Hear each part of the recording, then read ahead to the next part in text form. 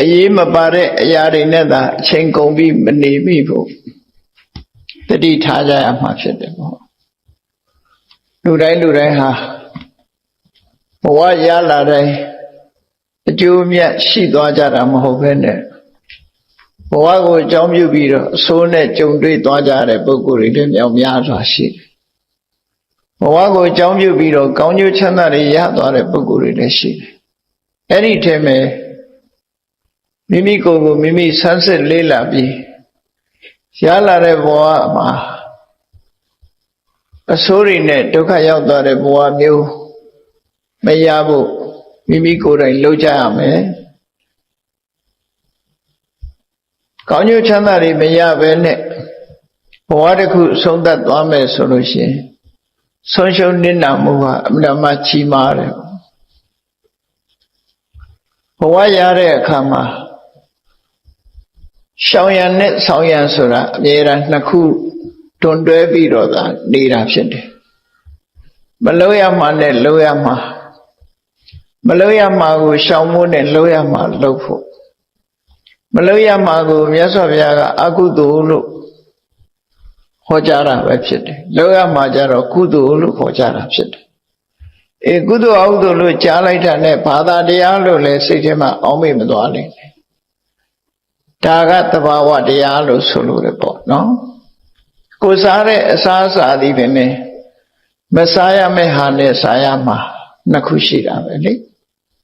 နေ့စဉ်ဘဝမှာကိုခန္ဓာနဲ့မသိလျော်တဲ့အစားအစာဟာမစားရမယ့်အစားအစာကျမကြီးအတွက်အစဉ်ပြေမဲ့အစားအစာမျိုးကစားရမယ့်ဟာမစားရမယ့်ဟာနဲ့စားရမယ့်ဟာဒီနှစ်ခုခွဲခြားမသိပဲနဲ့မစားရမယ့်အစာကိုစားတယ်စားရမယ့်အစာကိုမစားပဲနေတယ်ဆိုလို့ရှိရင်ကောင်းကျိုးချမ်းသာရနိုင်မှာမဟုတ်ဘူးဒါလက်တွေ့ပဲနော်ကောင်းကျိုးချမ်းသာမရနိုင်ဘူးဆိုးကျိုးတွေလည်းပဲရင်ဆိုင်ရမှာပဲထို့တူပဲစိတ်ထဲကမတွေးတဲ့နာနဲ့တွေးတဲ့နာနှစ်ခုရှိတယ်အရာခသိဟာခွဲခြားစိတ်ပြတ်တတ်ဖို့လိုတယ်ခြုံငုံပြောလိုက်တဲ့အခါကျတော့မလုံးတဲ့နာနဲ့လုံးတဲ့နာလို့ပြောရတာအဲ့ဒါကိုထပ်ခွဲပြောမယ်ဆိုရင်မလုံးတဲ့နာနဲ့လုံးတဲ့နာဆိုတဲ့ထဲမှာမတွေးတဲ့နာနဲ့တွေးတဲ့နာမပြောတဲ့နာနဲ့ပြောတဲ့နာမလုံးတဲ့နာနဲ့လုံးတဲ့နာလို့လူတွေနဲ့ပတ်သက်လာတဲ့ဒီ action လို့ခေါ်တဲ့လူတွေရဲ့လှုပ်ဆောင်မှုနဲ့ပတ်သက်လာတဲ့အခါကာယကံဝစီကံမနောကံဆိုတာရှိတယ်လေဒါစားလို့ပြောလို့ဒါကာယကံဝစီကံမနောကံပြောတာမနောကံဆိုတာတွေးတာကြံတာကိုပြောတာဝစီကံဆိုတာနှုတ်ကထုတ်ပြောတာကာယကံဆိုတာကိုယ်ထိလက်ရောက်လှုပ်တာအဲ့ဒီသုံးမျိုးကလွဲလို့ဘာမှမရှိဘူးဘဝမှာအဲ့ဒီမှာကိုသိဖို့ရပါတော့ဆိုမတွေးတဲ့နာဘာလဲတွေးတဲ့နာကဘာလဲမပြောတဲ့နာကဘာလဲပြောတဲ့နာကဘာလဲမလုံးတဲ့နာကဘယ်ရလဲလုံးတဲ့နာကဘယ်ရလဲလို့ဆိုမိမိကိုယ်တိုင်ခွဲခြားစိတ်ဖြာပြီးသိနိုင်စွာမရှိဘူးဆိုလို့ရှိရင်မိမိရဲ့ပတ်ဝန်းကျင်မှာဆိုပါစို့တတိနားလဲတဲ့ပုဂ္ဂိုလ်တွေရှိတယ်ငယ်ရွယ်လို့မသိဘူးဆိုရင်အမေရှိတယ်အဖေရှိတယ်ညီကိုမောင်နှမတွေရှိတယ်ပညာရှိတွေရှိတယ်ယဟန်တန်ဃာတွေရှိတယ်လုံးတဲ့နာနဲ့မလုံးတဲ့နာမကွဲပြားဘူးမခွဲခြားတတ်ဘူးဆိုလို့ရှိရင်လေဒါခွဲခြားအောင်လူလောကကြီးဟာရှင်ကျေးတဲ့လူအတိုင်းဝိုင်းမှာဒီခွဲပြားခြားနာချက်တွေရှိပြီးသားပဲဖြစ်တယ်မလို့တဲ့နာလို့ရင်ကဲကြတယ်မပြောတဲ့နာပြောရင်ကဲကြတယ်မတွေးတဲ့နာတွေတွေးပြီးတော့တွေးတာကြတော့လူမသိဘူးပေါ့နော်မတွေးတဲ့နာတွေးတာကြတော့လူမသိဘူးသို့တော်လူသိတာထုတ်ဖို့ပြောပြီဆိုရင်လူသိတယ်ကိုယ်ဒီလျောက်လုပ်ပြီဆိုရင်လူသိတယ်အပ္ပဇံကမပြောဘဲနဲ့လက်နဲ့ရေးပြီးတော့ပြောတာလေအပြောပဲလို့ဆိုအောင်ပါဖြစ်တယ်ဒီကနေ့ခေတ်မှာတော့ လူတွေရဲ့စိတ်ထဲမှာရှိတဲ့အရာတွေကိုစာနဲ့ရေးပြောတာရှိတယ်လို့ပဲ Facebook ထဲမှာရေးတာတွေလည်းရှိလာတယ်ပေါ့နော်ကိုပြောတဲ့စကားတွေကပိုးကျဲလာတယ်ရှင်းတော့ကတော့ကိုပြောတဲ့စကားပျောက်ပျောက်သွားတယ်ပေါ့ကိုနားမှာနားထောင်တဲ့လူ50ဦးလောက်ပဲကြားမယ်ခဏခေတ်တော့ Facebook ထဲကတက်ပြောလိုက်ရင်တော့နောက်က like လုပ်တဲ့လူတွေတို့ comment လုပ်တဲ့လူတွေပြည့် share လုပ်တဲ့လူတွေတို့ ਨੇ ဆိုသိမ့်ချီပြီးတော့10မိနစ်10စက္ကန့်အတွင်းမှာသိမ့်ချီဖြစ်သွားတယ်အဲ့တော့ကိုပြောဆိုမှုကထိရောက်တယ်ဆိုတော့တစ်ဖက်သားအကျိုးသက်ရောက်မှုတွေရှိသွားတယ်မမှန်မကန်ပြောလိုက်ပြီဆိုလို့ရှိရင်မမှန်မကန်စကားတွေကထိရောက်သွားတယ်မမှန်ကန်ပြောလိုက်ပြီဆိုလည်းလူသားတွေမှာအကျိုးရှိသွားကြတယ်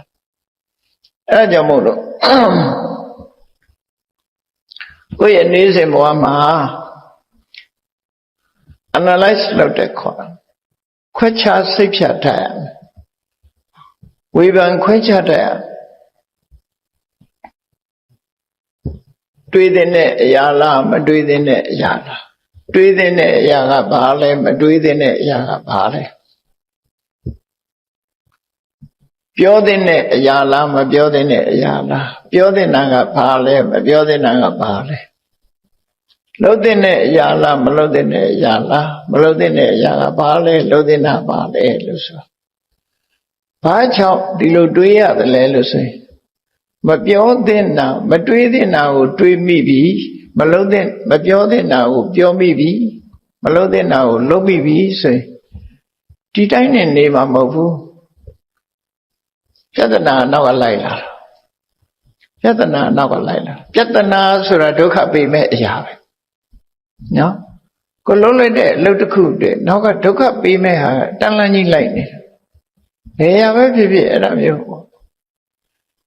ပြဿနာတင်လိုက်တာမဟုတ်ဘူးကောင်းကျိုးချမ်းသာလည်းပဲအဲ့လိုပဲလိုက်တယ်ဆိုတော့သတိထားဖို့ကောင်းတာလည်းလိုက်တယ်မကောင်းတာလည်းလိုက်တယ်မြတ်စွာဘုရားကဘုရားဟောတဲ့တရားတွေက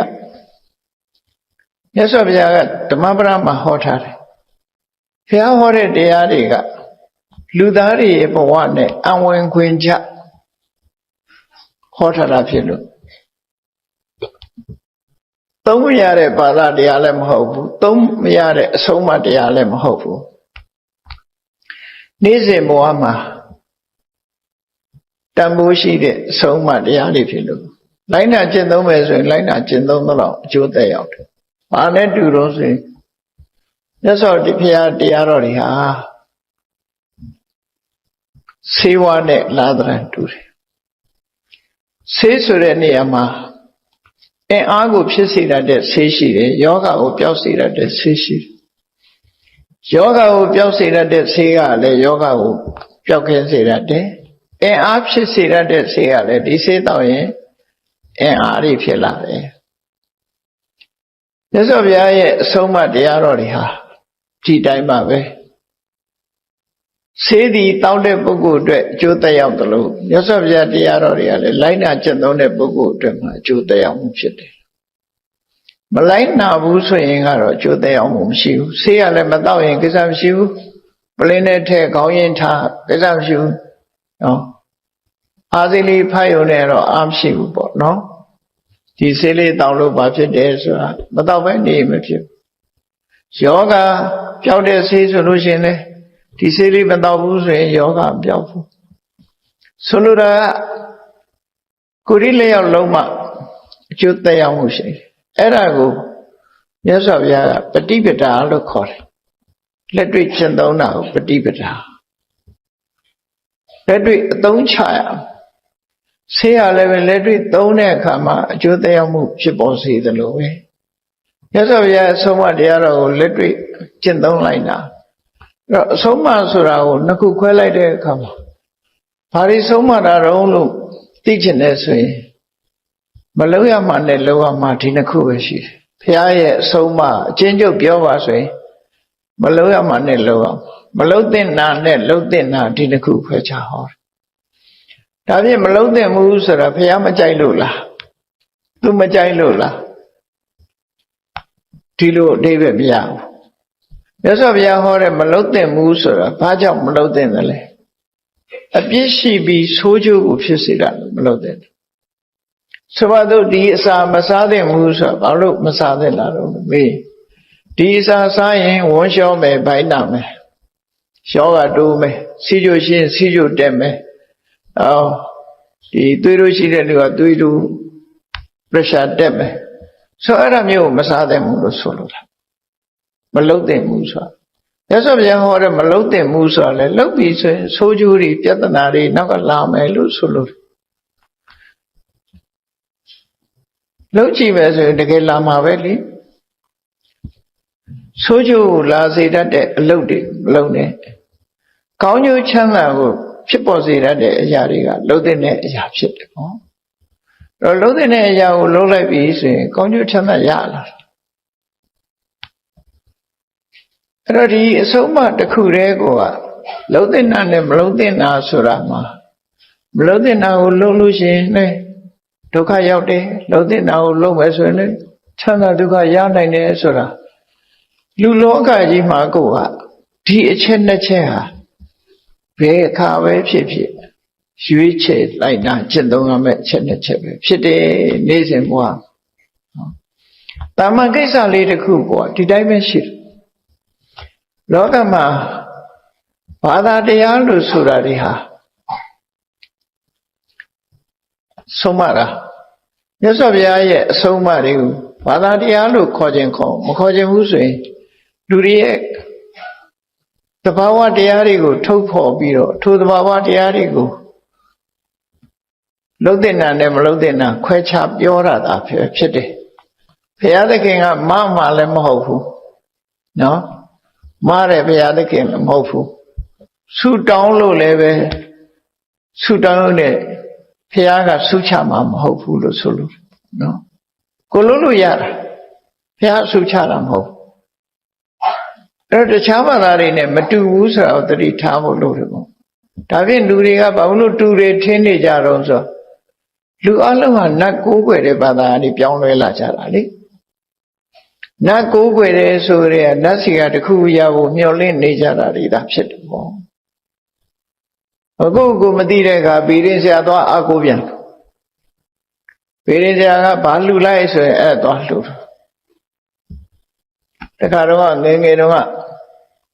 ကတ်တွန်းလေးတစ်ခုဖတ်ဖို့တယ်အဲ့ဒီကတ်တွန်းလေးကအမှန်ကန်ပဲဗီရင်ဆရာဗီရင်ဟောနေတဲ့အထက်မှာဗီရင်ဆရာရဲ့နာမည်ကိုရေးထားတာတော့ဗီရင်ဆရာညာတဲ့ကတ်တွန်းဖတ်ဖို့တော့ပြောတာနော်ရေးထားတာဗီရင်ဆရာရဲ့နာမည်ဗီရင်ဆရာညာတဲ့ရေးထားပြီးလူတယောက်ကိုကြောက်သမုံလေးနဲ့တွက်ချက်ပြီးတော့ဟောပြီးတော့သူကဘာပြောတော့ဆိုခင်ဗျာလူညာခံရလိမ့်မယ်တဲ့သတိထားခင်ဗျာလူညာခံရဖို့ကိန်းရှိနေတယ်ဆိုတော့ဟာကဲဆရာကြီးလည်းဖြစ်နိုင်မှုတွေတဲ့ကျုပ်လူညာခံရမယ်ဆိုတာကျုပ်ကမတန်အကင်းပါတယ်ပေါ့အခုပဲခင်ဗျာအညာခံနေရပြီမဟုတ်လားတဲ့အဲ့လိုရေးထားတာလေးတွေ့ရတယ်ငယ်ငယ်တော့ဖတ်ခဲ့တဲ့ကတ်တွန်းထဲမှာပါတော့ပါမှတ်တမ်းရှိတဲ့လူပြန်ရှာရင်တော့တွေ့ကောင်းတွေ့လိမ့်မယ်ငယ်တော့သတင်းစာထဲမှာပါတယ်ဟာနော်ဘီရင်ဆရာတွေကိုမမှန်ဘူးလို့ပြောတာတော့မဟုတ်ပါဘူးသူတို့ထမင်းအိုးလည်းမရိုက်ခွဲပါနဲ့ဝါဒနာပါတဲ့လူတော့မေးပေါ့နော်ဆိုလိုတာကလူရဲ့ကောင်းကျိုးဆိုးကျိုးဆိုတာကိုလုပ်တဲ့ပုံမှာမူတည်တယ်ဆိုတာကိုတော့သတိထားသူဟောလို့ဖြစ်တာတော့မဟုတ်ဘူးကိုယ်မှာဖြစ်ပေါ်နေတဲ့အရာကိုသူကဟောပြောတာပဲဖြစ်မယ်ဆိုလို့ရှိရင်အဲ့တော့မှန်ကန်တဲ့ဗီရင်ပညာရက်တွေရောမရှိဘူးလားဆိုရှိပါတယ်ဘုရားလောင်းလေးမွေးဖွားလာတဲ့အချိန်မှာကွဋ္ဌိညစားတဲ့ပုံနာတွေကွဋ္ဌိညတော့အငယ်ဆုံးပေါ့လေရှေးခေတ်ကလေးကသူကဟောပြောမှုတွေကတော့ရှိတာပေါ့နော်ဟောပြောမှုဆိုတာရှိတယ်ရှေးခေတ်ကလေးကအဲ့ဒါလို့ဟောလာကျန်အင်လက္ခဏာကြည့်ပြီးတော့ဟောတာလည်းရှိတယ်နေနာနက္ခတ်ကိုကြည့်ပြီးတော့ဟောတဲ့ပညာရတွေလည်းရှိတယ်မမှန်ဘူးဆိုတာကြီးလည်းပြောလို့တာမဟုတ်ဘူးပေါ့ အာကိုရမှာမဟုတ်ဘူးလို့ပဲပြောချင်တယ်နော်မှန်တာမမှန်တာသာထားဘေးရင်ဆိုတာသူကသူကိန်းဆိုင်နေတာတော့ဆိုင်ချင်ဆိုင်နေမှာကိုသိပြီးရင်ကိုလုံးဝမှာကိုတောင်းအောင်ဆိုတာကိုတော့သတိထားကိုဘာလုံးဝမယ်ဆိုတာသိဖို့ပဲအရေးကြီးတယ်ပေါ့ဘေးရင်ဆရာမပြောနဲ့တရားပြောတဲ့စကားတောင်မှားသေးတယ်နော်အဲ့တော့ဘယ်အရာတွေကအဆုံးဖြတ်ပေးတာတော့လို့ဆိုလို့ရှိရင်လူရဲ့လုံလဝိရိယနဲ့အသိဉာဏ်ကအရာရာမှာအဆုံးဖြတ်ပေးနိုင်တယ်တရားရဲ့ဟောကိန်းတောင်လွဲသွားနိုင်သေးတယ်အဲ့ဒါရှိမယ်ဆိုရင်လူတွေရဲ့လုံလဝိရိယအသိပညာရှိရှိနဲ့ကြိုးစားမယ်ဆိုရင်တရားရဲ့ဟောကိန်းတောင်လွဲသွားတယ်ဆိုတာကာလင်္ဂအစမှရှိတယ်ဟိုသတိထားစရာတွေပြောပြတာပါနော်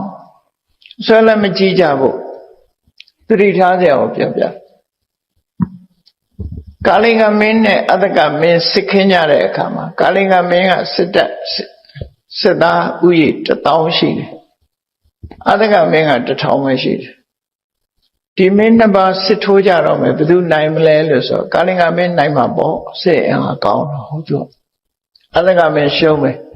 ဒီစကားကိုဘယ်သူပြောလိုက်တာတော့ဆိုတရားမင်းပြောတာသူပြောတဲ့အချိန်ကမှန်တယ်လေအဲ့ဒီအချိန်ပဲမမှားဘူး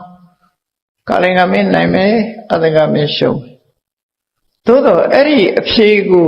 တရားမင်းရဲ့ဟောတဲ့စကားကိုကြားရတဲ့အခါမှာအတ္တကမင်းရဲ့လူတွေကစိတ်ဓာတ်မကြဘူးအဲ့ဒီမှာဖရာအလောင်းဘဝကနန္ဒီသေနဆိုတဲ့စစ်ကောင်းဆောင်ပါလာဖရာလောင်းလို့ဆိုတာမျိုးကလုံလဝိရိယအမတန်ရှိတယ်အသိပညာအမတန်ကျွယ်ဝတဲ့လူတွေစဉ်းစားတတ်တဲ့လူတွေပေါ့အဲ့သူကစီးယုံပြီးတော့လူတွေရဲ့စိတ်ဓာတ်ကြံခိုင်မှုနဲ့လေ့ကျင့်မှုတွေကိုဦးစားပေးပြီးတော့တပတ်အတွင်းမှာစိတ်ဓာတ်မြင့်တင်ရေးတို့ကြိုးပမ်းအထောက်ရေးတို့ကြိုးစားလိုက်တာတကယ်စစ်တိုက်တဲ့အခါကျတော့သူ့ဘက်ကနိုင်သွားတယ်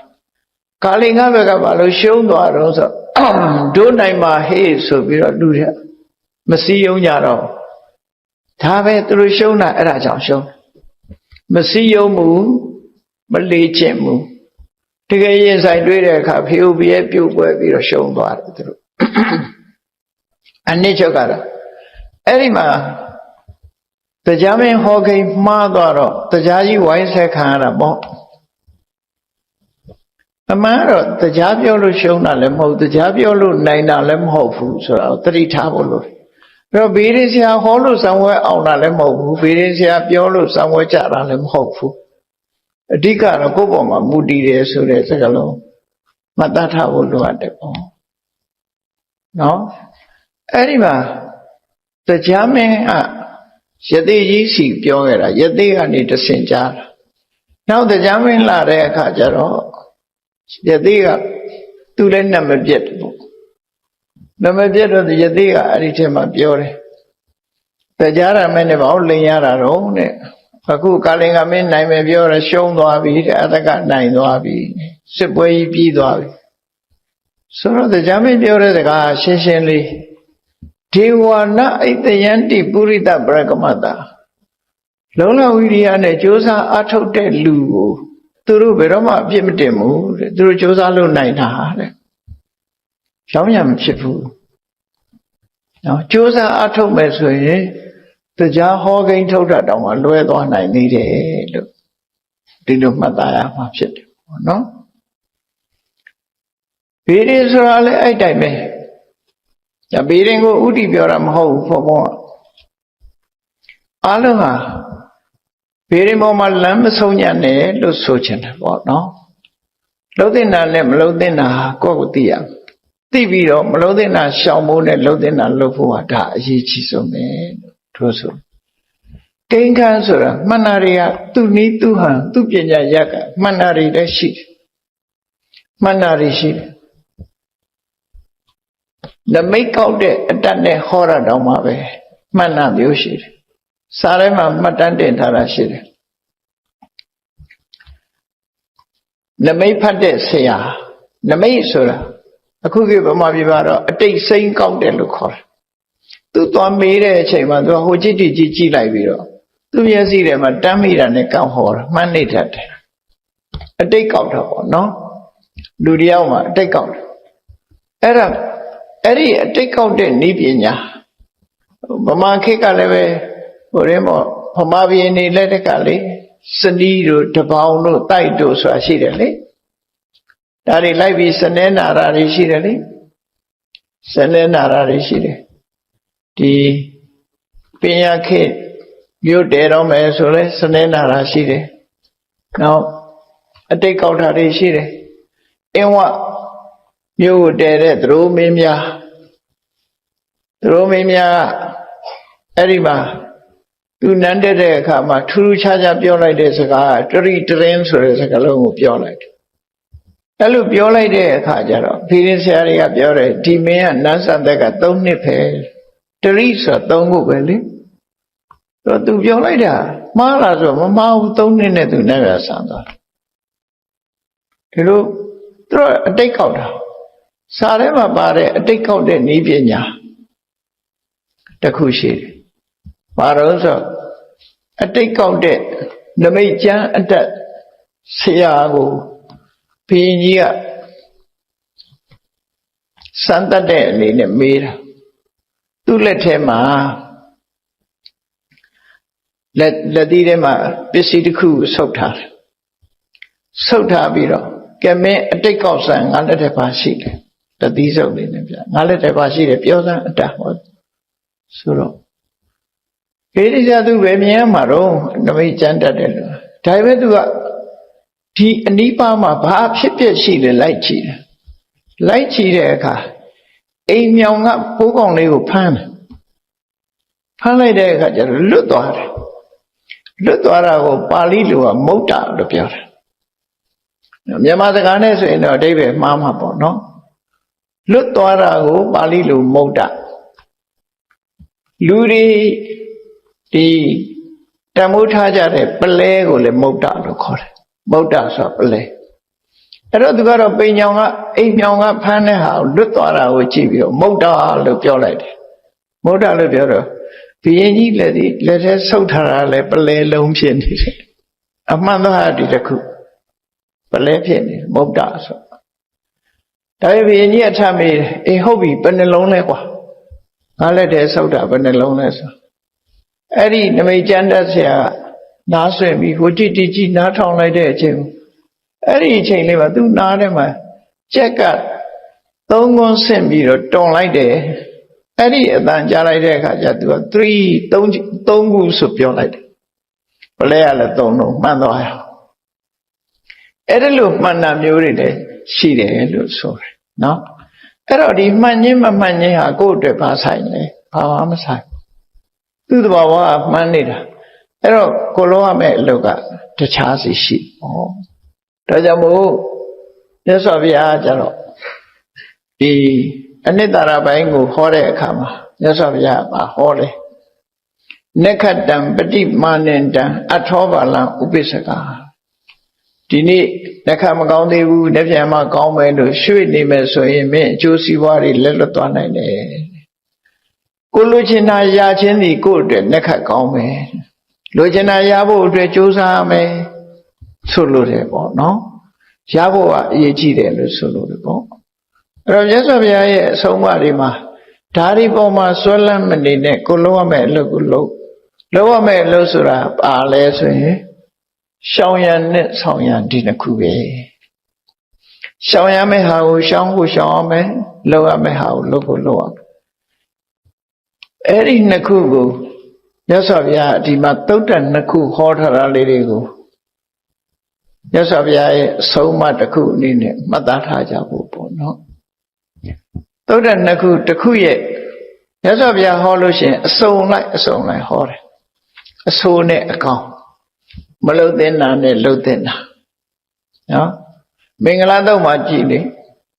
အသေဝနာသဘာလနာပဏိတနိသသေဝနာတခုတည်းဘယ်တော့မှမဟုတ်ဘူးခင်ဗျာကိုသားသမီးကိုမိဘတွေကဆုံးမတဲ့အခါလဲဒီလိုပဲဆရာတွေကဆုံးမရလဲမေတ္တာမလုံးနဲ့ဒီဟာလို့ဒီလိုမပြောနဲ့ဟိုလိုပြောဒါမစားနဲ့ဟိုဟာစားတယ်နှစ်ခုတော့ရှိတာကြီးပဲနော် တစ်ခုတည်းလုံးလို့မရဘူးလောကကြီးမှာအမြဲတမ်းနှစ်ခုရွေးချယ်ထားရရွေးချယ်တတ်ဖို့အတွက်မြတ်စွာဘုရားဟောအသိဉာဏ်မရှိတဲ့လူနဲ့လက်တွဲပြီးအလုံးမလုံးနဲ့တဲ့အသိဝနာစပါလာဉာဏ်မရှိတဲ့လူနဲ့လက်တွဲလုံးလို့ရင်ဒုက္ခရောက်တယ်တဲ့ပညာရှိနဲ့လက်တွဲပေါင်းဖက်ပြီးလုံးတဲ့ဟုတ်ပြီကဲကုမ္ပဏီတွေထောင်ကြတဲ့အခါမှာဒီပညာမတတ်တဲ့လူနဲ့လက်တွဲလုပ်ချင်ပါလားအကုန်လွဲမှားကုန်မှာပေါ့ဘာမတတ်ဘူးဆိုတဲ့လူကိုဆရာတင်ပြီးတော့လုပ်လိုက်မယ်ဆိုအကုန်လွဲမှားဖြစ်သွားမှာပေါ့ပညာတတ်တဲ့လူကကျွမ်းကျင်တဲ့လူမှာပဲစည်ရင်အင်းနိုင်တယ်ဆိုအကောင့်တဲ့စည်ရင်အင်းနိုင်တဲ့လူခံရတာပဲလေသူကလည်းသူအဲ့ဒါကိုဆိုလိုတာအသေဝနာစဘာနာနာဗဏိတနစ္စကျွမ်းကျင်တဲ့လူနဲ့လုပ်မကျွမ်းကျင်တဲ့လူနဲ့မလုပ်နဲ့မကျွမ်းကျင်တဲ့လူနဲ့လုပ်ရင်အကုန်ပျက်စီးမှာပဲဒါဆိုလို့တာမင်္ဂလာတရားတော်အကျေကြီးပဲနော်ဘာလဆိုတာအသိပညာမရှိတဲ့ပုဂ္ဂိုလ်ပြောတာဗမာကဘာလကိုလူမိုက်လို့ပြန်လိုက်တဲ့အခါခိုးဆိုးတိုက်ခိုက်နေတဲ့လူလို့တော့ထင်တာအဲ့လိုဆိုလို့တာမဟုတ်ဘူး uneducated ပေါ့လုပ်ရမယ့်လုပ်ငန်းနဲ့ကြည့်ရဒီအလုပ်ကိုသူလုပ်တတ်သလား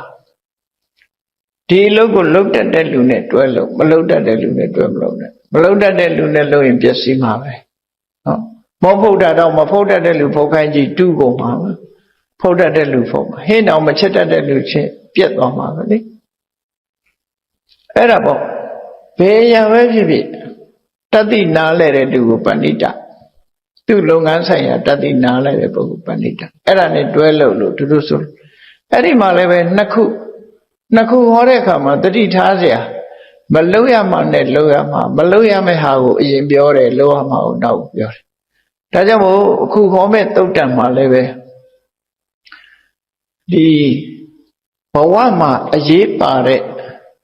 ကိုကျင့်တရားနှစ်ပါးဆိုတဲ့နေရာမှာအရေးပါတဲ့ကိုကျင့်တရားနှစ်ပါးဟာလိုက်နာရမယ့်အချက်ပေါ့အဲ့တော့လိုက်နာရမယ့်အချက်ရှိတယ်လို့မလိုက်နာရမယ့်အချက်လည်းရှိတယ်ပေါ့ဟောနှစ်ခုဟောတယ်အများအားအဲ့တော့သုတ္တန်နှစ်ခုကဒုက္ခဝိဟာရသုံးနဲ့ဒုက္ခဝိဟာရသုံးလို့နာမည်ပေးထားဒုက္ခဝိဟာရသုံးဆိုတာဒုက္ခရောက်ပြီးနေရမယ့်အကြောင်းတရားနှစ်ပါးချမ်းသာသာနေထိုင်ရမယ့်အကြောင်းတရားနှစ်ပါးလူဘဝမှာနေပြီဆိုရင်ဒုက္ခရောက်ခြင်းသလားချမ်းသာခြင်းသလားဒီနှစ်ခုဒုက္ခရောက်စေနိုင်တဲ့တရားနှစ်ပါးရှိတယ်ဆင်းရဲချမ်းသာစေနိုင်တဲ့တရားနှစ်ပါးရှိတယ်အဲ့တော့ဆင်းရဲတယ်ချမ်းသာတယ်ဆိုတဲ့နေရာမှာဆင်းရဲတာကိုယ်ဆင်းရဲမှုရှိတယ်စိတ်ဆင်းရဲမှုရှိတယ်ချမ်းသာတာလည်းကိုယ်ချမ်းသာမှုစိတ်ချမ်းသာမှုနှစ်ခုရှိတယ်နော်ကိုယ်ချမ်းသာစိတ်ချမ်းသာဘဝလည်းစိတ်ဆင်းရဲကိုယ်ဆင်းနှစ်ခုရှိအဲ့နှစ်ခုထဲမှာကိုယ်ဆင်းရဲမှုစိတ်ဆင်းရဲမှုကိုဖြစ်စေတတ်တဲ့ကိုကျင့်တရားနှစ်ပါးကိုကျင့်တရားဆိုတာကိုယ်ကိုယ်တိုင်လှုပ်ဆောင်နေတဲ့အကျင့်တရားပေါ့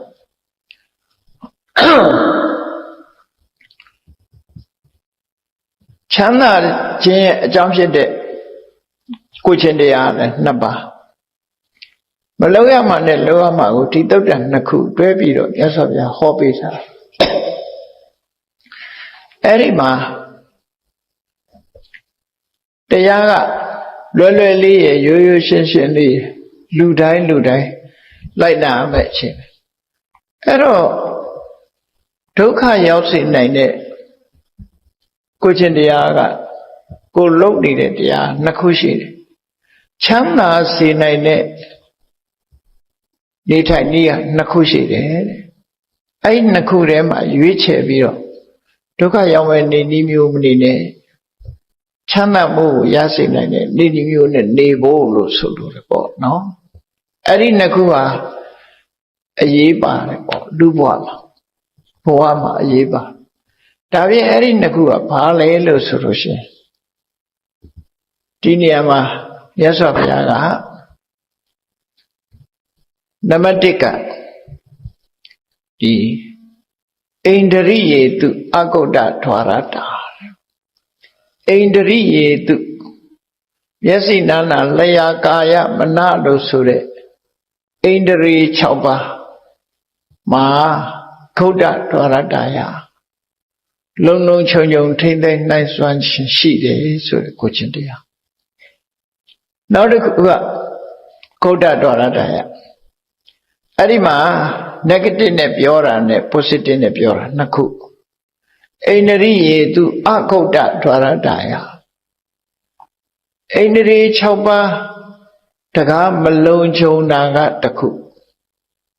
ဣန္ဒြေ6ပါးတကားလုံခြုံတာကတစ်ခုနောက်တစ်ခုကဘောဇနေအမတ္တညုတအစာအာဟာရနဲ့ပတ်သက်ပြီးအတိုင်းတာပမာဏမသိတာတစ်ခုဘောဇနေမတ္တညုတအစာအာဟာရနဲ့ပတ်သက်ပြီးအတိုင်းတာကိုသိတာတစ်ခုလို့နေ့စဉ်ဘဝမှာဘုန်းကြီးတို့တွေနေပြီးထိုင်ပြီးဆိုတဲ့အခါမှာဒုက္ခမရောက်အောင်ဘယ်လိုနေမလဲချမ်းသာအောင်ဘယ်လိုနေမလဲဆိုတာကိုမြတ်စွာဘုရားလမ်းညွှန်တာပဲဖြစ်တယ်ပေါ့နော်ကဲဆင်းရဲတာကမလုပ်ရမယ့်ဟာကိုအရင်ပြောမလုပ်ရမယ့်ဟာကိုအရင်ပြောရတယ်ဘာလို့ဆိုလို့ရှိရင်ဣန္ဒြိယေသူအဂုဋ္ဌဒွါရလူတွေမှာဆက်သွယ်နေတာတွေကိုကြည့်ဘာနဲ့ဆက်သွယ်နေတာတော့ကိုတယောက်တည်းနေကိုယ့်အကိုနေတာလူတွေမှာဆက်သွယ်မရှိဘူးဆိုတာမရှိဘူးဆက်သွယ်နေဘာနဲ့ဆက်သွယ်မျက်စိကဆက်သွယ်တယ်လူမှာတကား6ပေါက်ရှိတယ်မျက်စိကအပြင်မဲ့အာယုန်တွေနဲ့ဆက်သွယ်တယ်နားကအပြင်မဲ့ကအတန်တွေနဲ့ဆက်သွယ်တယ်နှာခေါင်းကအပြင်မဲ့ကအနံ့တွေနဲ့ဆက်သွယ်တယ်လျှာကပြင်မဲ့ကအရသာတွေနဲ့ဆက်သွယ်တယ်ကိုယ်ကာယကပြင်မဲ့ကလာတဲ့အထီးတွေ့တွေနဲ့ဆက်သွယ်တယ်မနဆိုတဲ့တကားကနေပြီးတော့ကြံတွေးတဲ့အာယုန်တွေနဲ့ဆက်သွယ်တယ်ဆိုလူတွေရဲ့နေ့စဉ်ဘဝမှာဒါတွေနဲ့ပဲလူတွေဟာဆက်သွယ်နေကြတာပဲဖြစ်တယ်လူတိုင်းဟာဒီတိုင်းပဲလေမျက်စိနဲ့မြင်စရာအာယုန်ကိုမြင်တယ်နားနဲ့ကြားစရာအသံတွေကိုကြားတယ်နှာခေါင်းနဲ့အနံ့တွေကိုအနံ့ရတယ်လျှာနဲ့အရသာကိုသိတယ်ကိုယ်ကာယနဲ့အထီးတွေ့တွေကိုသိတယ်စိတ်နဲ့ကြံတွေးကြံစီမှုအာယုန်တွေကိုတွေ့ရှိရတယ်ဒီ6ပါးပဲအဲ့ဒီ6ပါးမှာဣန္ဒြေ6ပါးတကားကိုမလုံခြုံဘူးဆိုတာဘာပြောလဲမလုံခြုံဘူးဆိုတာမျက်စိကိုလွတ်ထားတယ်နားကိုလွတ်ထားတယ်နှာခေါင်းကိုလွတ်ထားတယ်ဖြစ်ချင်အောင်ဖြစ်နေမယ်ဆိုတော့မျက်စိကလည်းမြင်တဲ့အာယုံပေါ်မှာလောဘတွေဖြစ်တယ်ကိုနှစ်သက်တဲ့အာယုံအိဋ္ဌာယုံဆိုရယ်ကိုကြိုက်တဲ့ဟာကြတော့လောဘတွေဖြစ်တယ်ကိုမကြိုက်တဲ့ဟာကြတော့ဒေါသတွေဖြစ်တယ်ဒါမျက်စိကိုလွတ်ထားတယ်လို့ခေါ်တယ်နော်ဒီတကားမလုံဘူးလို့ခေါ်တယ်မြင်တဲ့အာယုံပေါ်မှာကြည့်ပြီးလောဘဖြစ်တယ်မြင်တဲ့အာယုံကိုကြည့်ပြီးတော့ဒေါသဖြစ်တယ်အမြင်အာယုံက2ခုရှိသွားကိုကြိုက်ရင်လောဘမကြိုက်ရင်ဒေါသအမှန်တရားမသိဘူးဆိုရင်မောဟလောဘဒေါသမောဟဆိုတာအကုသိုလ်တွေကြီးပဲလေကုန်အဲ့ဒါကိုပြောတာတကားကိုမလုံဘူးဆိုတာကဲပြဿနာတက်တာဘာတွေလဲလူတရားဟာခိုးမှုတစ်ခုကျူးလွန်နေဆိုရင်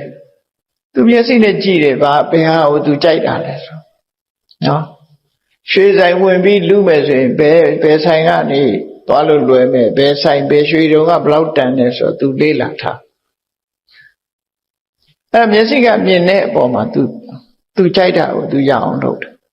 ဟုတ်အဲ့ဒါတကားမလုံတာတကားမလုံတော့လောဘတွေဖြစ်တယ်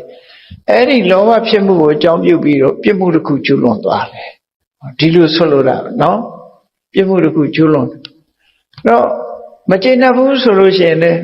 မုန်းတီးတဲ့လူတယောက်ကိုတွေ့ပြီးဒီလူကိုချောင်းရိုက်ထားတော့ဒုက္ခပေးတာတို့ဘာလို့လုပ်ပြအဲ့ဒါမျက်စိကနေမြင်ပြီးတော့ဒေါသဖြစ်တာအဲ့တော့မျက်စိကမြင်ပြီးတော့ငကိုယ်တည်းကလောဘမဖြစ်အောင်လဲထိမ့်လိုက်မယ်ဒေါသမဖြစ်အောင်လဲထိမ့်လိုက်မယ်အမှန်တရားသိပြီမလုံးတဲ့နဲ့ဟာလုံးတဲ့နဲ့ဟာခွဲခြားသိနေမယ်မောဟကိုထိမ့်လိုက်မယ်ဆိုလို့ရှိရင်မျက်စိတကားဟာလုံသွားတယ်လို့ခေါ်တယ်မလုံရင်ဣန္ဒြိယေသူအဂုဋ္ဌဒွါရတ လုံလို့ရှိရင်ဣန္ဒြိယေသူခုတ်တထွာရတာတခါလုံသွားပြီမျက်စိကမြင်ပြီးတော့ကိုယ်မှလောဘဒေါသမဖြစ်သည့်အတွက်ကြောင့်ပြဿနာနောက်ထပ်မလာတော့ဘူးနော်ပြဿနာနောက်ထပ်မလာထို့တူပဲနားကကြားလိုက်တဲ့အတန်ကိုယ်နဲ့ယဉ်နေတဲ့ပုဂ္ဂိုလ်သို့မဟုတ်ကိုကြိုက်တဲ့အတန်လေးကြားရလို့ရှိရင်ကျင့်တတ်တယ်နောက်ထပ်ကြားခြင်းတယ်ကိုယ်နဲ့မကြိုက်တဲ့မကြားခြင်းတဲ့အတန်ဆိုရင်ပြဿနာတက်ပြန်တယ်တော့အဲ့ဒီနားနဲ့ပတ်သက်ပြီးတော့လည်းပဲလောဘဖြစ်တယ်ဒေါသဖြစ်တယ်မောဟဖြစ်တယ်နှာခေါင်းနဲ့ပတ်သက်လာလို့ရှိရင်လည်းထို့တူပဲလောဘဖြစ်တယ်ဒေါသဖြစ်တယ်မောဟဖြစ်တယ်လျှာနဲ့ပတ်သက်လာလို့ရှိရင်လည်းအဲ့ဒါပိုအရေးကြီးတယ်ပေါ့အဲ့ဒါအတွက်ကိုတီးသန့်မြတ်စွာဘုရားနောက်ထပ်ထပ်ဟောတယ်နောက်ထပ်ထပ်ဟောမယ်လျှာနဲ့ပတ်သက်လာလို့ရှိရင်လည်းကြိုက်မကြိုက်ပေါ်မှာဒေါသလောဘဖြစ်တယ်ဒေါသဖြစ်တယ်ခန္ဓာကိုယ်လာထိတဲ့ဟာမှလည်းပဲဟုတ်လားကိုယ်ကိုပြင်းပြင်းထန်ထန်ထိလို့နာကျင်သွားတယ်ဆိုလို့ရှိရင်ဒေါသဖြစ်တယ်မနာကျင်ဘူးဆိုရင်လောဘဖြစ်တယ်လူရသည်ဆိုလို့ရှိရင်လေညင်းလေးခံရရင်သဘောကျတာမဟုတ်လားဆောင်းရသည်ကြတော့လေညင်းကအေးတယ်ဆိုပြီးမခံကျင်ဘူးလေဆောင်းရသည်စမ်းကြည့်ပါလားအေးစိတ်နေတဲ့အချိန်မှာရက်တောင်လေးနဲ့တော့ရက်ပေးထားတယ်ရက်ခတ်ပေးလိုက်မယ်ဆိုရင်အဲ့ဒီလိုဘလို့နေဦးလေနော်မခံနိုင်ဘူးလေဒီပဲအဲ့ဒါလို့ပေါ့ကိုကာယနဲ့ပတ်သက်လာလို့ရှင်လေအဲ့ဒီဖုဒ္ဓဘာယုံဆိုတာခံနိုင်တဲ့ဟာရှိတယ်မခံနိုင်တာရှိတယ်မခံနိုင်ရင်ဒေါသခံနိုင်ရင်လောဘနောက်တစ်ခါစိတ်ကူးကြံစီတဲ့အခါမှာလည်းပဲလူတွေဟာစိတ်ကူးရင်ပြီးတော့ကျင့်တတ်တဲ့အာယုံရှိတယ်လို့စိတ်ကူးထဲမှာဒေါသဖြစ်တာလည်းရှိတယ်အဲ့တော့ဒေါသဖြစ်เสียအာယုံဆိုလို့ရှိရင်ဒေါသဖြစ်ပြီးလောဘဖြစ်เสียအာယုံဆိုရင်လောဘဖြစ်တယ်အမှန်မသိဘူးဆိုရင်မောဟဖြစ်တယ်အဲ့ဒီလိုမျက်စိနားနာလျှာကာယကနေပြီးတော့ကိုယ်ကလွတ်ထားတယ်မထိန်ဘူးလောဘဖြစ်လည်းကိမဆိုင်ဘူးဒေါသဖြစ်လည်းကိမဆိုင်ဘူးအဲ့ဒီလိုအကုသိုလ်တွေဖြစ်ချင်တိုင်းဖြစ်နေတာကိုဣန္ဒြိယေသူခုတ်တထွာရအခုတ်တထွာရတာဣန္ဒြိတွေကမလုံညုံဘူးလို့သူတို့ပြောတာနော်အဲ့ဒါလူတွေအတွက်ဒါတရားကျင့်တဲ့ပုဂ္ဂိုလ်မှသာဒီလိုလောရမှာမဟုတ်ဘူးပြဿနာမတက်ဖို့အတွက်လူဘဝမှာလူမှုပြဿနာပြဿနာတွေမတက်အောင်ကိုယ့်ကိုထိန်းနိုင်ရမယ်အနေအထားမျိုးရှိတယ်ထိန်းတယ်ဆိုတာဘာထိန်းရတာတော့လောကလူတွေကစိတ်ထိန်းတယ်လို့သာပြောတာမှန်တော့စိတ်နဲ့တော့အလုံးကဆက်သွယ်နေတာပေါ့မြင်ပြီးတော့ထိန်းတာစိတ်ပဲကြားပြီးတော့လဲထိန်းရမှာစိတ်ပဲသို့တော့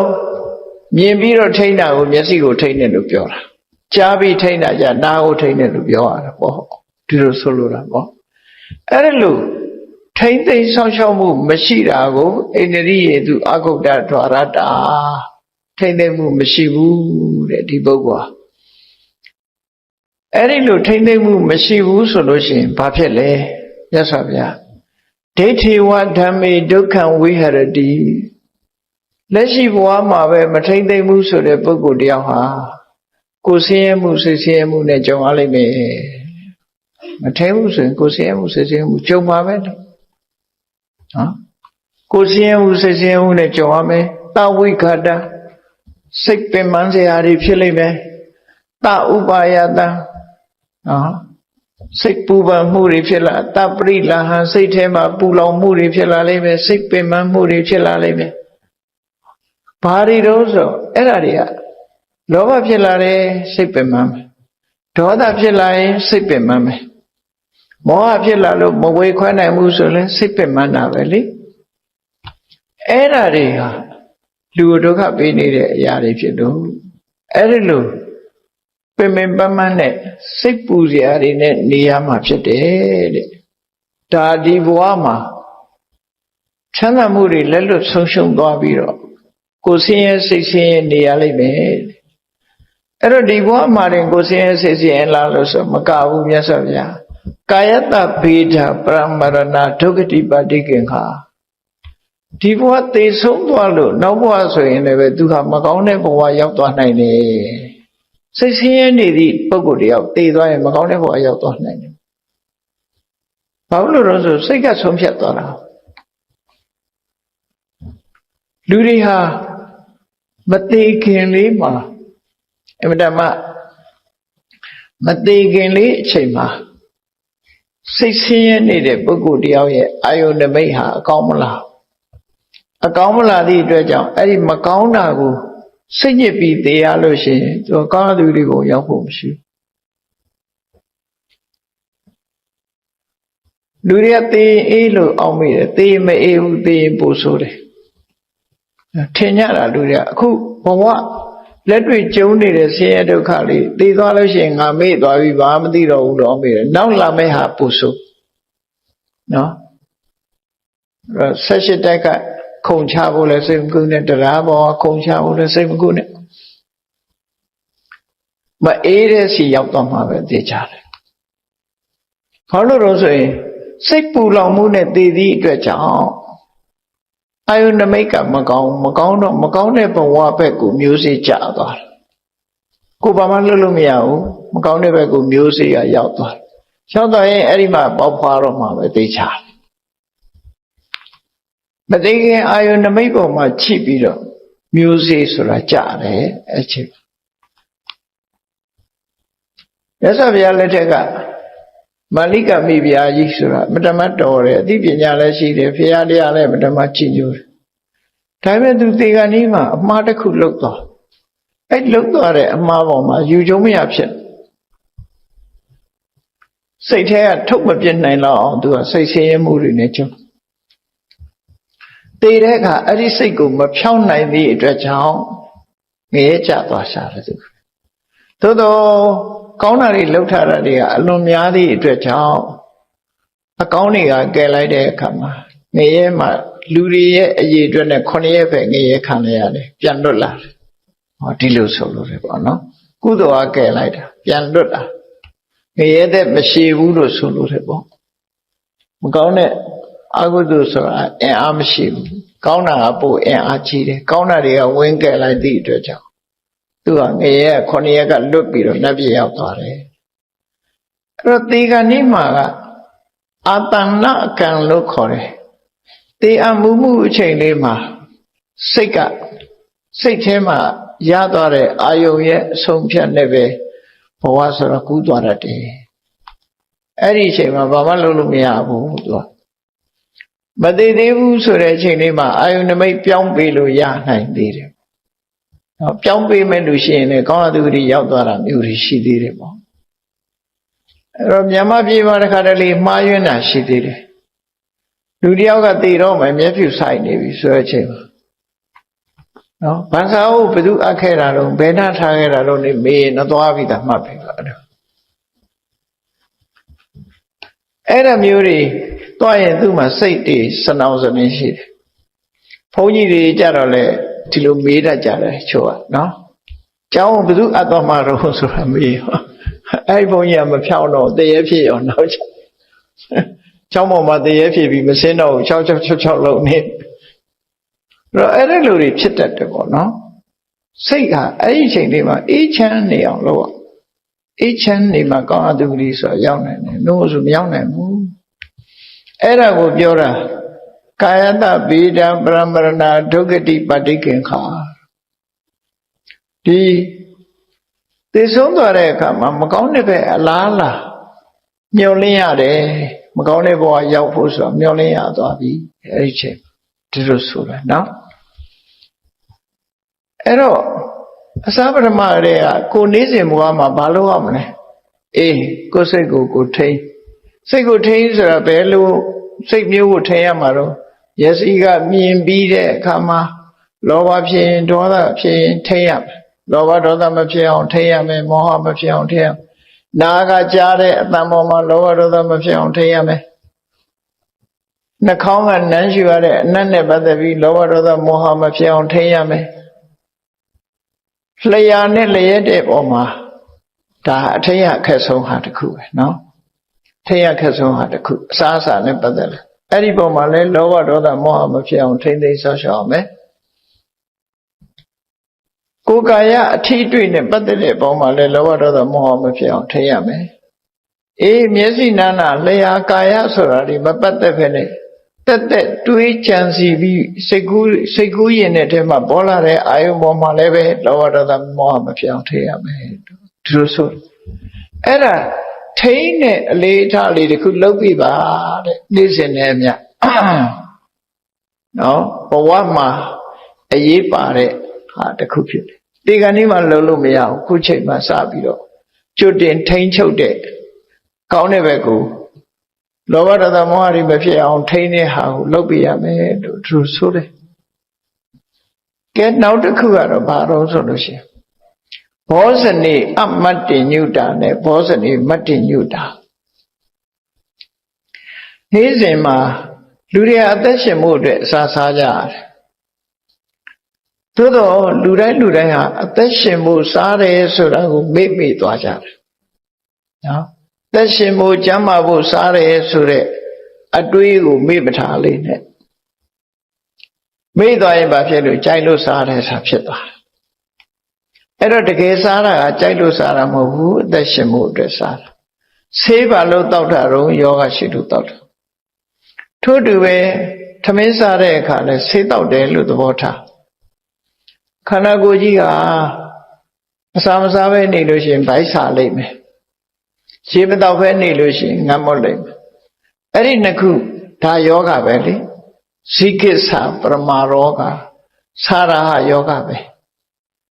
ရှင်ငတ်တာလည်းယောဂပဲအဲ့ဒီယောဂကိုဖြည့်စေးပေးလိုက်တာပေါ့ဖြည့်စေးပေးလိုက်တာဆိုယောဂပြောက်ရင်တော်လေဘိုက်ပူအောင်မစားနဲ့လေကိုယ်နဲ့တဲ့တာမတဲ့တာတွေကိုခရိုးဆိုင်ဘူးကြိုက်ရင်စားမယ်မကြိုက်ရင်မစားဘူးဆိုတဲ့ဟာမျိုးမဖြစ်စေအောင်ဘောဇနီကိုစားတဲ့အစာအာဟာရပေါ်မှာမတ္တိညုပမာဏကိုသိရမယ်တဲ့ရသော်ဗျာပမာဏကိုသိတယ်ဆိုတာဒါငါနဲ့တဲ့တယ်ဒါငါနဲ့မတဲ့ဘူးသိပထမငါတလောက်ပဲစားတဲ့နဲ့ဒီတဲ့ပုံမစားတဲ့ဘူးကိုယ့်ကိုသိပြီးတော့မှဝိချဖို့မကြိုးစားနဲ့အစားရလျှော့စားဘယ်စားစားရင်ဘာဖြစ်မယ်ဘယ်စားစားရင်ဘာဖြစ်မယ်ဆိုကျွတ်တင်သိထားတယ်ကျွတ်တင်လေးလာထားပြီးတဲ့အခါမှာကိုယ်မှာဘာယောဂရှိသလဲဆိုတာကိုကြည့်ပြီးတော့ဒါငါနဲ့တဲ့တယ်ဒါငါနဲ့မတဲ့ဘူးမတဲ့ရင်မစားနဲ့တဲ့တာစားမယ်အဲ့ဒါကိုမတ္တိညုတာလို့ခေါ်တယ်ပမာဏကိုသိတယ်ပမာဏဆိုတာကိုယ်ပမာဏကိုယ်အတိုင်းတာကိုယ်လုံးရမယ့်ဟာကိုသိတာကိုဆိုလို့တယ်ပေါ့နော်သိရတော့စားပြီဆိုတဲ့အချိန်မှလည်းပဲစားခြင်းကြောင့်ထပ်ဆင့်ဖြစ်ပေါ်လာမယ့်ယောဂဝေဒနာတွေမဖြစ်အောင်စားမစားခြင်းကြောင့်ဖြစ်ပေါ်လာမယ့်ယောဂဝေဒနာတွေကိုလည်းတားဆီးပြီးသားဖြစ်ရမယ်လို့သူဆိုလို့တယ်မစားဘဲနေရင် gastric တွေဖြစ်လာပြီးတော့အစားလွန်လို့ရှိရင်လည်းအစာမကြေယောဂတွေဖြစ်လာအဲ့ဒါနှစ်ခုလုံးကိုရှောင်ရမယ်လို့ဆိုလို့ဆေးအဲ့ဒါကိုမတ္တိညုတာအဲ့ဒါလို့မတ္တိညုတာမရှိဘဲနဲ့စားတာတဲ့လဲစားမှာပဲကြိုက်ရင်ကြိုက်မကြိုက်ပေါ်မှာဆုံးဖြတ်ပြီးမကြိုက်လဲစားမှာပဲတလောတော့က Facebook ထဲမှာတွေ့လိုက်တယ်ဝက်သားမစားသင့်ခြင်းအကြောင်းဆိုပြီးတော့ဝက်သားတွေတော့နားမထောင်ကြနဲ့ဝက်သားဘာကြောင့်မစားသင့်တယ်လဲဆိုတာကိုရေးထားတာမသားစရာလေးတွေချုပ်ရတော့ပါပါတယ်ဝက်ဆိုတဲ့ကောင်ကအစာမရွေးအညစ်ပတ်မှန်သမျှအကုန်စားတဲ့ကောင်အဲ့တော့သူစားလိုက်ရင်ညစ်ပတ်တာတွေအကုန်ရောက်သွားပြီဗိုင်းရပ်စ်တွေကလည်းအမျိုးစုံသူ့ဘက်အကုန်ရောက်သွားရင်လည်းသူကအစီဖုံးထားတဲ့ကောင်ဆိုတော့မထွက်တော့အဲ့ဒါတွေကတခါလူတွေကိုပြန်ပြီးတော့ကူးဆက်တာစားရင်တချို့ဗိုင်းရပ်စ်ကအတော်ရောအပူနဲ့မပြောက်ဘူးတဲ့အဲ့တော့ဝက်သားစားပြီဆိုလို့ရှိရင်ယောဂပိုးတွေဟာတော်များများကိုယ်ပဲထိုင်ရောက်သွားနိုင်တယ်ပေါ့အဲ့ဒါကြောင့်မစားသင့်ဘူးလို့ရေးထားတာတွေးလိုက်ရတယ်ပေါ့နော်သူကတော့သေချာရေးထားတဲ့အချက်9ချက်ဆိုပြီးတော့ရေးထားတွေ့ဘယ်ညာပဲဖြစ်ဖြစ်ပေါ့နော်စားသင့်တယ်မစားသင့်ဘူးဆိုတာကိုယ်နဲ့ပတ်သက်ပြီးတော့ကြည့်ရမှာဖြစ်တယ်လူတိုင်းနဲ့တဲ့တာမတဲ့တာရှိတယ်ဥပမာပဲဒိဉ္ဉ်သည်နံလည်းနံ သို့တော့လူတွေကနှာခေါင်းရဲ့နေတော့အဲ့ဒီနန္ဒာကိုပဲမှုေးတယ်လို့ဝိပ္ပန္နတာဖြစ်သွားလူရဲ့အတွေ့ကတော်တော်ကြောက်စရာတော့ကောင်းတယ်အလွန်နန်တဲ့ဟာကိုလည်းမှုေးတယ်လို့ထင်သွားတာခက်တာနော်ထင်ချင်းသည့်အနတ်ဟာကြည့်လိုက်မယ်ဆိုရင်တော့မတန်တန်တဲ့ဟာထင်ချင်းသည့်ကိုကြိုက်လို့ဆိုပြီးတော့စားတဲ့ဟာကြတော့ကြောက်ကယောဂဖြစ်တာလို့ကြောက်ကပျက်စီးသွားတဲ့လူတွေတို့ရှိတယ်ပေါ့နော်ကြောက်ကမှစိတ်ဖြစ်စေနိုင်တယ်ထင်ချင်းသည့်ကိုစားပါများလို့ရှိရင်ကြောက်ကစိတ်ဖြစ်တယ်ကြောက်ကယောဂဖြစ်ပြီးဒုက္ခရောက်သွားတဲ့လူတွေရှိတယ်ဘာပဲဖြစ်ဖြစ်လူနဲ့မတည့်တဲ့အစားအစာဆိုတာရှိတယ်သို့မဟုတ်ကိုယ့်အကိုစားကြည့်ကိုယ်နဲ့မတည့်ဘူးဆိုရင်နောက်ထပ်မစားနဲ့အဲ့ဒါလို့စားတဲ့မစားတဲ့ခွဲခြားသိတာဟာဘောဇနိမတ္တညုတာမသိလို့ရှိရင်အမတ္တညုတာတိုက်တာကိုမသိဘူးလို့ဆိုလို့လေပေါ့လူတွေဟာနေ့စဉ်အသက်ရှင်သန်နေဖို့စားသုံးနေကြတာဖြစ်သောကြောင့်အစားအစာကြောင့်ယောဂဖြစ်တာတွေများတယ်အစားအစာကြောင့်သေကြတာများတယ်အဲ့တော့အစားကြောင့်ယောဂဖြစ်တာတွေဟာဒီကနေ့ခေတ်မှာဆိုပို့ဆိုလူ3ယောက်1ယောက်လောက်ကင်ဆာယောဂဖြစ်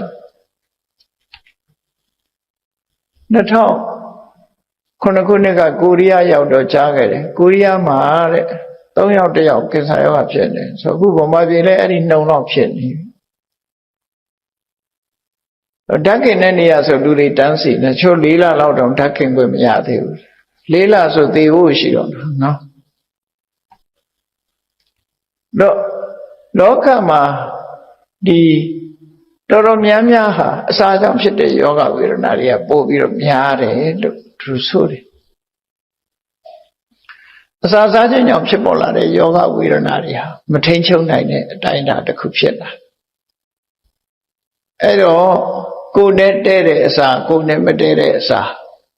ခွဲခြားသိခြင်းဟာဘောဇနိမတ္တညုမသိခြင်းသည်ဘောဇနိအမတ္တညုလို့သူတို့ပြော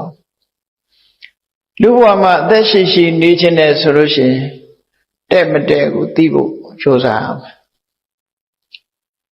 ကိုယ်ခန္ဓာနဲ့ကိုယ်ယောဂနဲ့တဲ့မတဲ့ဒီကျမ်းမာစေတတ်တဲ့အစာဟုတ်မဟုတ်healthy ဖြစ်မဖြစ်ပေါ့အဲ့ဒါကိုကြည့်ပြီးတော့စားတာကိုဘောဇနိမတ္တညုလို့သူတို့ခေါ်တယ်လောကလူတွေဟာတခြားတွေလျှော့နိုင်တော့လေရတ္တတဏှာကြတော့သရဝတိုင်းဟာရတ္တတဏှာပေါ်မှာပို့ပြီးတော့မဖြတ်နိုင်ကြဘူးသိပြီးတော့တခြားတဏှာတွေဖယ်ရှားနိုင်တော့လေရတ္တတဏှာမဖယ်ရှားနိုင်ဘူးပယ်ရှားဖို့ရခက်တယ်လျှာဟာအမတ္တမှာလျှာပေါ်မှာအရသာပေါ်မှာတွေ့တာမှုကအမတ္တများတယ်ဘလောက်တွေ့တော့ဆိုမြန်မာနိုင်ငံရန်ကုန်မှာချီ restaurant တွေဘလောက်များလဲစဉ်းစားကြည့်ပေါ့ဗမာထမင်းဟင်းနဲ့ခြေနှပ်ဘူးကိုရီးယားအစားအစာဂျပန်အစားအစာလာသမျှအစားအစာတွေအကုန်လက်ခံအကင်မျိုးစုံအပြုတ်မျိုးစုံချက်မျိုးစုံကုန်းအားလုံးဟာနော်စားစာရောင်းတဲ့လူတွေတည်းဖြစ်အားလုံးဟာစားနေကြတယ်သို့တော့အဲ့ဒီအစားအစာတွေကဘယ်လိုလုပ်ထားတယ်ဆရာဝရကမသိနိုင်ဘူးလေမိဖို့ကြောင့်ဝင်ကြည့်ရင်ဩဂလိဆန်းနေမှာတခြားတလောတော့တွေ့ရတဲ့မလားခရမ်းညင်သီးတွေခြေထောက်နဲ့နင်းပြီးခြေနေတာငပိတွေခြေထောက်နဲ့နင်းပြီးလုံနေတာတော့နော်ဒါတကယ်ပဲအဝိလုတဲ့နေရာသွားကြည့်ပေါ့စီလုတဲ့နေရာသွားကြည့်ဘယ်နေရာသွားကြည့်ဟုတ်တန်ရှင်းတရမှုဆိုတော့အားနေနေသေးတယ်ပေါ့နော်အားနေနေသေးတယ်အဲ့တော့မတည့်တဲ့အစားအစာတွေလောကမှာအစာအာဟာရကြောင့်လူတွေဟာမျိုးချလိုက်လို့ဖိုက်ထဲရောက်သွားပြီဆိုရင်သူကသူသွားမှာမဟုတ်ဘူးဒီထဲပါတဲ့အစိတ်အတောက်တွေကလူခန္ဓာကိုယ်ကနေပြီးတော့အသေးဖြတ်အသေးကနေပြီးတော့နောက်အဆင့်တင်သွားပြီးအစာကျဉ်ညက်တဲ့ဟာတွေနဲ့နောက်ဆုံးမှာကြောက်ကစီးနဲ့သွေးနဲ့ခွဲပြီးသူတို့ကအလုံးလုံးနေသေးရင်တော့အတော်အသင့်တော့သူကကောင်းနေသေးတယ်သူတို့ကမလုံးနိုင်တော့ဘူးဖီတာတွေပြက်သွားပြီဆိုရင်တော့သေဖို့ပဲချမ်းသာ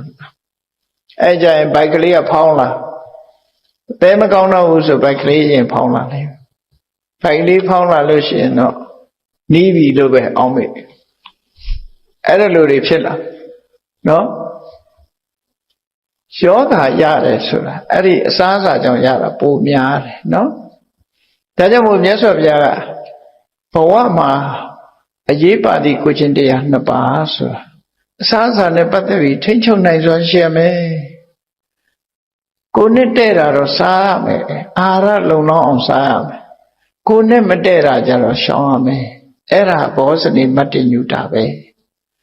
စားပြီဆိုတဲ့အခါမှာလည်းအတိုင်းအတာလေးတစ်ခုရစာပေကျမ်းကနေမှဘယ်လောက်ညွှန်ထားတော့ဆိုစတ္တရောပိစအာလောပိအဘုဒ္ဓဝါဥရကံပိဝေထမင်းစားတော့မယ်ဆိုလို့ရှိရင်နှလုံးသုံးလုံးလောက်စားလိုက်ရင်ဘိုက်ဝါတော့မယ်ဆိုလို့ရှိရင်အဲ့ဒီနှလုံးသုံးလုံးကိုလျှော့လိုက်တဲ့လျှော့ပြီးတဲ့နောက်မှာအဲ့ဒါအစားဒီပြင်အရေးလေးပါလေးတောက်လိုက်လို့ဒီလိုဆိုအဲ့ဒါဟာအလံဖာတုဝိဟာရကနေလို့ထိုင်လို့အလွန်ကောင်းတယ်လို့ဒီလိုပြောတယ်ဒါမြတ်စွာဘုရားဟောတဲ့တရားတော်မြတ်စွာဘုရားယဟန်တွေကိုပါအမိန့်ရှိတော့ဆိုလို့ရှိရင်ငါဟာတဲ့တနေ့မှတစ်ထပ်တည်းပဲစားတယ်မနေ့ပိုင်းတစ်ထပ်ပဲစားတယ်ဗျာတစ်ထပ်တည်းစားခြင်းကြောင့်ငါအထိုင်ထားလဲပေါ်ပါတယ်တဲ့အားလည်းရှိတယ်တဲ့ယောဂလည်းနှဲတယ်တဲ့မင်းတို့လည်းတစ်ထပ်တည်းစားကြလို့ဆိုဘယ်ကမလဲမနေ့လည်းစားတယ်နေ့လည်းစားတယ်မလေးနော် breakfast ပြီးရင်နောက်တစ်ခါ lunch နဲ့ breakfast စားမှ brunch လုပ်လိုက်ပြန်စားချိန်တောက်ချိန်တွေကိုတိုးပြီးတော့ပေးလိုက်တာအကုန်လုံးတနေ့ကုန်ပါးစပ်နဲ့အစာမပြတ်တော့အဲ့တော့လူကြီးတွေကတခါလဲဖောင်းကားဆောင်မောင်မောင်ကြီးတွေဖြစ်လာကြဖောင်းကားနေအောင်စား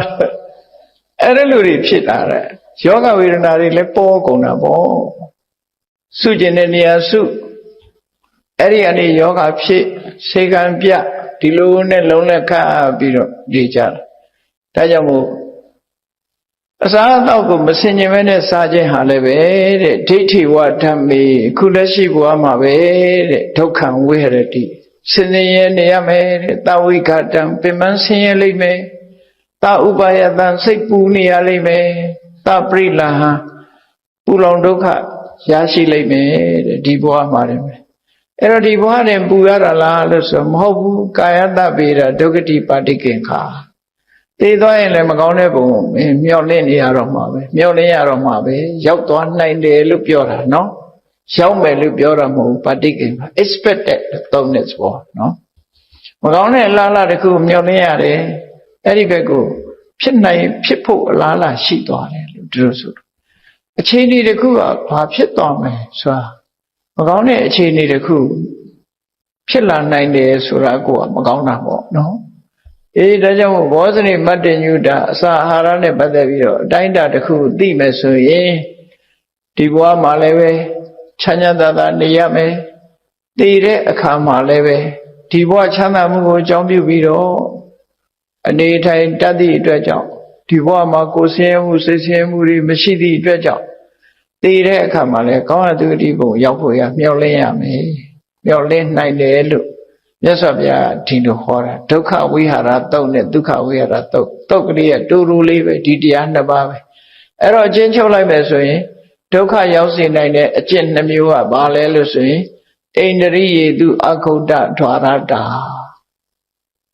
မျက်စိနာနာလျာကာယမနဆိုတာတွေပေါ့မထိန်ချုပ်ဘူးအကုသိုလ်တွေဒီတိုင်းလွတ်ထားတယ်ဘောဇနိအမေနိတာအစားအသောက်မစင်ញင်ဘူးဟောဒါဖြင့်ဒုက္ခဝိဟာရတော့ဘဝမှာအစဉ်ပြေဖို့ဆိုရင်ဘာလို့ရမလဲဆိုရင်မျက်စိနာနာလျာကာယဆိုရင်ဣန္ဒြေတွေနဲ့ပတ်သက်ပြီးထိန်ချုပ်ရမယ်ဘောဇနိမတ္တညုတာအာဟာရနဲ့ပတ်သက်ပြီးအစားအစာနဲ့ပတ်သက်ပြီးဆင်ញင်ရမယ်ဟောဒီနှစ်ခုကဘဝမှာအရေးပါတဲ့ကိုချင်းတရားနှစ်ခုပဲဖြစ်တယ်အဲ့တော့ဘဝမှာအရေးပါတဲ့ကိုချင်းတရားနှစ်ခုဟာမြတ်စွာဘုရားဟောတဲ့ဝိသဆရဏတမ္ပန္နောရဲမှာဘောဇနိမတ္တညုတာဆိုပါအဲ့ဒီဆရဏဝိသဆရဏမှာဆရဏဆိုတာနိဗ္ဗာန်ရောက်ကြောင်းတရားတဲ့ဒါကြောင့်မို့အစားအသောက်ဆင်ញင်စားသောက်ခြင်းဟာလည်းနိဗ္ဗာန်ရောက်ကြောင်းတရားလို့ဘုရားဟောတာပဲအဲ့တော့နိဗ္ဗာန်ရောက်ကြောင်းတရားနိဗ္ဗာန်လို့ဟာတောင်းရနိုင်သေးတာ ပညာတတ်ကြောင်းတရားလို့လည်းပြောနိုင်တယ်ချမ်းသာကြောင်းတရားလို့လည်းပြောနိုင်တယ်ပေါ့လူဘဝမှာချမ်းသာဒုက္ခရခြင်းအကြောင်းတရားလို့ဒီဟာတစ်ခုတည်းကဘလောက်တတ်မိုးရှိတယ်ဆိုတာကိုလူဘဝရောက်လာတဲ့အခါမှာမင်္ဂလာနဲ့လမ်းကြောင်းကိုရောက်ဖို့အတွက်ကိုကျင့်သီလဆိုတာပြည့်စုံမှုလိုအပ်တယ်ကိုကျင့်သီလပြည့်စုံတဲ့ပုဂ္ဂိုလ်ဟာကောင်းကျိုးချမ်းသာတွေရရှိဖို့မခဲရင်ဘူးလူဖြစ်လာတဲ့ဆိုရင်မြတ်စွာဘုရားကမျက်စိနှလုံးရှိရမယ်ပဂရိမျက်စိနှလုံးတော့လူတိုင်းပါကြတယ်လို့ဆိုနိုင်တယ်အမှန်ပုဂ္ဂိုလ်တွေဟာမျက်စိနှလုံးရှိကြအရေးကြီးတဲ့မျက်စိနှလုံးအမြင်မျက်စိနှစ်ခုဆိုတာဘာလဲနံပါတ်1ကစီးပွားရှာတတ်တဲ့ပညာမျက်စိရှိဖို့လိုတယ်လူဘဝရောက်လာလို့ရှိရင်မရသေးတဲ့စီစဉ်ဥစ္စာကိုဘယ်လိုရအောင်ရှာမလဲရပြီးသားစီစဉ်ဥစ္စာကိုဘယ်လိုတိုးတက်ကြီးပွားအောင်လုပ်မလဲဆိုတဲ့အမြင်မျက်စိနဲ့ပြည့်စုံမှဘဝမှာချမ်းသာတာနေရမှာဖြစ်တယ်သို့တော့အခုလိုစီးပွားရှာတဲ့မျက်စိတပြိုးတဲ့နဲ့လုံလောက်သလားဆိုမလုံလောက်သေးဘူးနောက်ထပ်ရှိရမယ့်အမြင်မျက်စိတစ်ခုကဘာလို့ဆိုရင်ကိုချင်းတရားပဲဖြစ်တယ်ကိုချင်းသီလနဲ့ပတ်သက်ပြီးတော့ဓမ္မုထသိမြင်တတ်တဲ့အမြင်မျက်စိရှိဖို့လုံးတဲ့နာနဲ့မလုံးတဲ့နာအပြစ်ရှိတာနဲ့အပြစ်ကင်းတာဒီတစ်ခုကိုကွဲကွဲပြားပြားသိရှိတဲ့အမြင်မျက်စိဆိုတာဒုတိယမျက်လုံးအနေနဲ့လိုအပ်တယ်ပထမမျက်လုံးကစီးပွားရှာတတ်တယ်ဒုတိယမျက်လုံးကကိုယ်ချင်းတရားကိုထိမ့်သိမ်းဆောင်ရှောက်တတ်တယ်လို့ဓမ္မလူဘဝဆိုတာပြည့်စုံတယ်အဲ့ဒီမျက်စိနှလုံးရှိတဲ့ပုဂ္ဂိုလ်ဟာဒီဘဝမှာဆင်းရဲဒုက္ခနေပါသလိုဘဝတန်တရားမှာလည်းကောင်းကျိုးချမ်းသာတွေရနိုင်တယ်နောက်ဆုံးမှာနိဗ္ဗာန်ချမ်းသာတရားမျက်မှောက်ပြုနိုင်တယ်လို့အကယ်၍သာစီးပွားရှာတတ်တဲ့မျက်စိတစ်မျိုးတည်းသာရှိပြီးကိုချင်းသီလကိုထိမ့်သိမ်းဆောက်ရှောက်နိုင်တဲ့အမြင်မျက်စိမျိုးမရှိဘူးဆိုရင်အဲ့ဒီပုဂ္ဂိုလ်ကဒုက္ခတဲ့ပုဂ္ဂိုလ်တစ်ဖက်မြင်ဆိုတာစီးပွားပဲရှာပြီးတော့ကိုချင်းတရားဘက်ကလုံးဝမရှိသည့်အတွက်ကြောင့်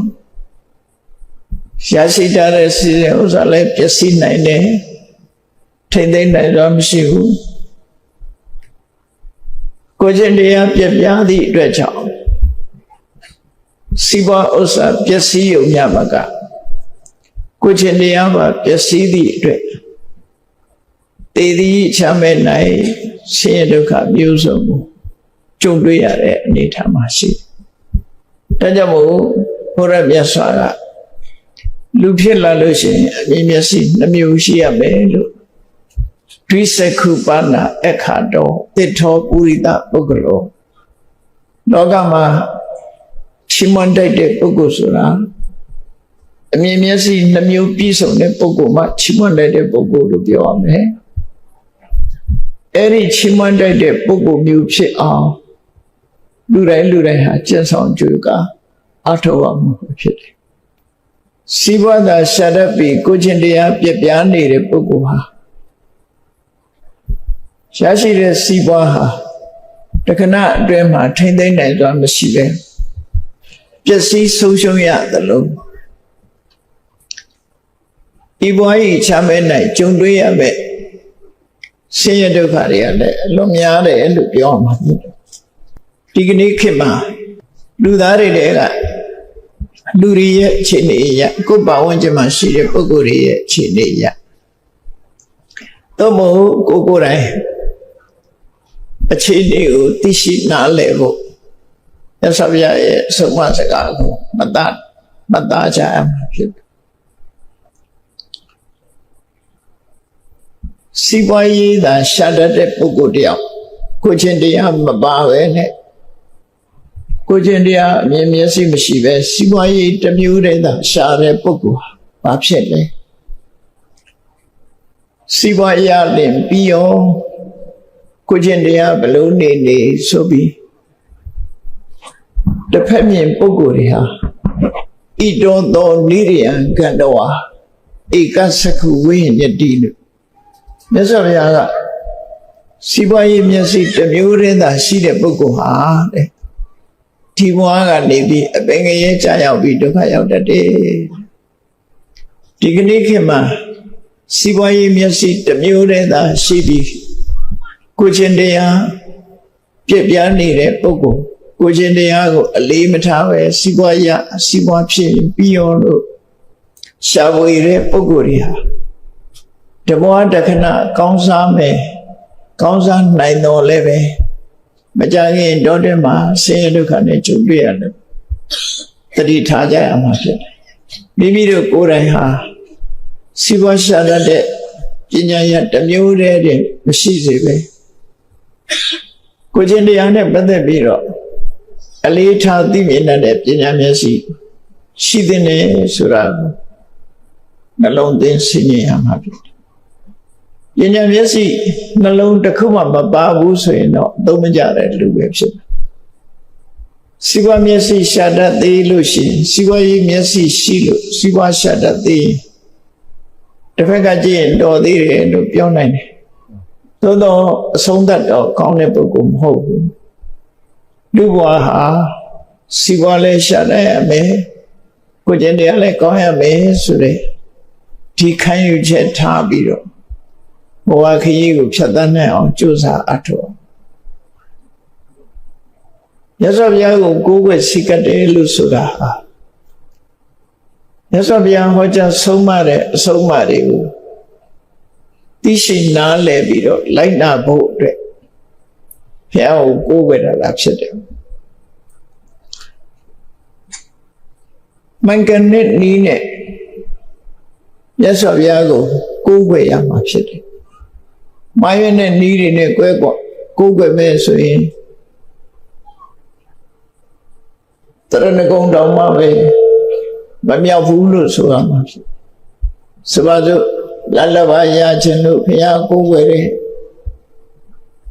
အများကဲမှာကြောက်လို့ဘုရားကိုးကွယ်တယ်အဲ့လိုကိုးကွယ်မျိုးတွေနဲ့ကိုးကွယ်မယ်ဆိုလို့ရှိရင်မြတ်စွာဘုရားကိုးကွယ်ရခြင်းရဲ့အကျိုးကျေးဇူးကဘာတစ်ခုမှရမှာမဟုတ်ဒါကြောင့်မို့တရဏဂုံဆောက်တည်တဲ့အခါမှာမြတ်စွာဘုရားဟာသူမတူအောင်ဖြူစင်တဲ့သီလကြံ့ခိုင်တဲ့သမာဓိကြီးမားတဲ့ပညာဆိုတဲ့အဲ့ဒီရည်ချင်းတွေရှိလို့ဘုရားကိုကိုးကွယ်တယ်ဆိုတဲ့အသိနဲ့ကိုးကွယ်ဖို့လိုအပ်တယ်မြတ်စွာဘုရားကကိုးကွယ်သူတွေကိုဘယ်လိုအကျိုးပြုတယ်လဲဘယ်လိုနည်းနဲ့ဘုရားက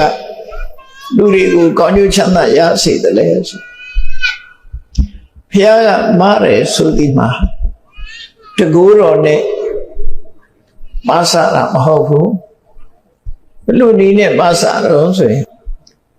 ဟိတေဘဝတ္တနေနာအာဟိတသနိဝတ္တနေနာတတ္တနံဘယံဟိန္တိပုဒ္ဓောလို့ဆိုတဲ့အတိုင်းမြတ်စွာဘုရားဟာတော်ရီပေါ်မှာကြာရောက်မဲ့ဘေးရန်အနေတွေမကြောက်ရမကြရောက်ဖို့ချမ်းသာဒုက္ခတွေရဖို့အတွက်ကောင်းကျိုးကိုဖော်ဆောင်နိုင်တဲ့ဟိတဆိုတဲ့ကုသိုလ်တရားတွေကိုဖြစ်ပေါ်စေအောင်လမ်းညွှန်မှုပြုတယ်ဆင်းရဲဒုက္ခကိုပေးတတ်တဲ့အာဟိတလို့ခေါ်တဲ့အကုသိုလ်တရားတွေကရှောင်ရှားစေတယ်အဲ့ဒီနည်းအားဖြင့်တော်ရည်ရဲ့အကျိုးကိုတည်ဖို့ပြီး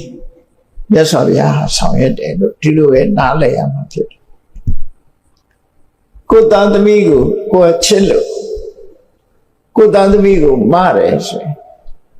ရင်ပညာတတ်ကြီးဖြစ်အောင်ကိုယ်သားသမီးကိုလှုပ်ဆောင်တယ်ဆိုရင်ဘယ်လိုနည်းနဲ့လှုပ်ဆောင်နိုင်လို့ တခြားနည်းနဲ့ကိုသားသမီးကိုကြည်ပေါအောင်လုပ်လို့မရဘူးဆရာကောင်းသမားထံအပ်ပေးတယ်ကျောင်းကောင်းကောင်းထားပေးတယ်ဝိကျေဒနာလိုအပ်ချက်မရှိအောင်ကုညီပေးတယ်အဲ့ဒီနည်းနဲ့သာကိုသားသမီးကိုကုညီပေးနိုင်တာဖြစ်တယ်ပညာတတ်ဖြစ်အောင်ကိုတယောက်တည်းနဲ့စွမ်းဆောင်နိုင်ခြင်းမရှိဘူးသားသမီးကိုယ်တိုင်ကစာကြိုးစားပြီးဆိုမှပညာတတ်ဆိုတာဖြစ်တယ်ကိုသားသမီးတောင်ကိုအုံဖွားမှန်းပြီးတော့ကဲဆယ်လို့ရတဲ့ကိစ္စမဟုတ်ဘူးအဲ့တော့မြတ်စွာဘုရားကလည်းတကူတော်နဲ့တို့တွေကိုတကူနဲ့ကဲတင်လိုက်မယ်လို့ဘယ်တော့မှမတွေးရမယ်အရာပဲဖြစ်တယ်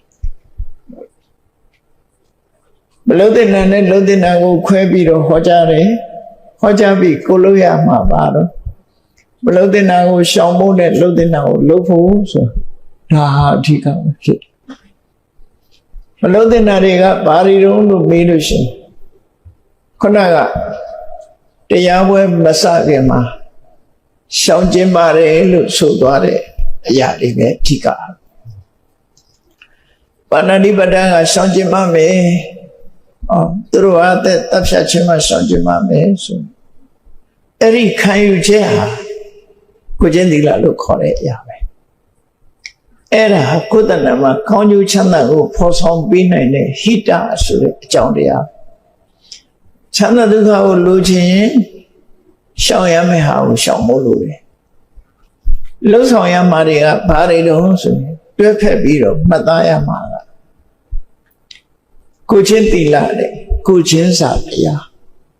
ကိုချင်းစာတရားကိုအခြေခံပြီးတော့ကိုချင်းသီလကိုပြည့်စုံတော့ကိုချင်းသီလဆိုဒီမှာသူများကိုတပ်ဖြတ်ညှင်းဆဲခြင်းဆိုတဲ့အလုပ်ကရှောင်ခြင်းတယ်တပ်ဖြတ်ညှင်းဆဲခြင်းဆိုတဲ့အကုသိုလ်အမှုကရှောင်ခြင်းမရှောင်ရင်ဘာဖြစ်မလဲဆိုရင်ကံတရားရဲ့သဘာဝကတစ်ဖက်သားကိုကိုယ်ကဒုက္ခရောက်အောင်လုပ်လိုက်လို့အဲ့ဒီဒုက္ခကိုတစ်ဖက်သားခံစားလိုက်ရတယ်ဆိုတော့ထိခိုက်နစ်နာမှုတွေရှိတယ်တစ်ဖက်သားလက်ကျိုးချီကျိုးနောက်ဆုံးမှာအသက်အန္တရာယ်ထိအောင်ရောက်ရှိသွားတယ်ဆိုလို့ရှိရင်အဲ့ဒီသူခံစားရတဲ့ချမ်းသာမျိုးသည်ကိုယ်စီရောက်လာဖြစ်တယ်ဒါကံကြမ္မာရဲ့သဘောပါလူတွေကပြောတယ်မို့လားဝတ်လေတယ်ဆိုတာဟုတ်လားဝတ်လေတယ်ဆိုတာကံကြမ္မာရဲ့တုံ့ပြန်မှုကိုဖော်ပြတာပဲကိုကတစ်ဖက်သားကိုဒုက္ခရောက်အောင်လုပ်လိုက်လို့အဲ့ဒီဒုက္ခကိုတစ်ဖက်သားခံစားရပြီဆိုရင်ကိုလည်းအလားတူဒုက္ခကိုခံစားရမှာသိချင်ဒါကြောင့်အဲ့ဒီဒုက္ခမျိုးမခံစားခြင်းလို့ရှိရင်ခံစားရတဲ့အခြေအနေဆိုတော့လွတ်ချင်တယ်ဆိုလို့ရှိရင်ပါဏာတိပတ္တမှာရှောင်ကျင်ရမှာပဲဖြစ်တယ်ဒီကလွဲပြီးတခြားလို့ဆရာမရှိရှောင်ကျင်ခြင်းနဲ့လို့ဆောင်ခြင်းနှစ်ခုကြည့်လိုက်မယ်ဆိုရင်သူများအသက်ကိုတတ်ခြင်းမှာရှောင်ကျင်ရတယ်ရှောင်ကျင်မှုခိုင်မာသည့်ဖြစ်အောင်မလုပ်ရမလို့ဆိုရင်အကျဉ်းနဲ့မေတ္တာထားဖို့လိုတယ်အကျဉ်းနဲ့မေတ္တာထားတယ်ဆိုတာကိုချင်းစာတရားနဲ့ထားတော့ကိုချင်းစာတရားဆိုတာမေတ္တာမှအရေးကြီးတယ်နော်ကိုချင်းစာဆိုတာစာနာစိတ်ဆိုတာကိုယ့်ရဲ့စိတ်ခံစားချက်မျိုးကိုယ့်ရဲ့စိတ်ခံစားချက်မျိုးသူတို့ဘာပေါ်မှာစာနာထောက်ထားတဲ့သူဥပမာပဲပါဏာတိပတ္တအမှုဟာသူများကိုညှင်းဆဲတပ်ဖြတ်မယ်လို့ကြံစည်မိလာလို့ရှင်စဉ်းစားငါကိုတပ်ဖြတ်မယ်ညှင်းဆဲမယ်ဆိုရင်ငါဘယ်လိုနေမလဲနော်ကိုစဉ်းစားလိုက်လို့ရှင်သရဝါလေးတကောင်ကိုမညာမတာမရဲဆက်ဆက်ကိုကလုံးမိတယ်လှုပ်ချင်တဲ့စိတ်ပေါ်လာပြီဆိုလို့ရှိရင်အေး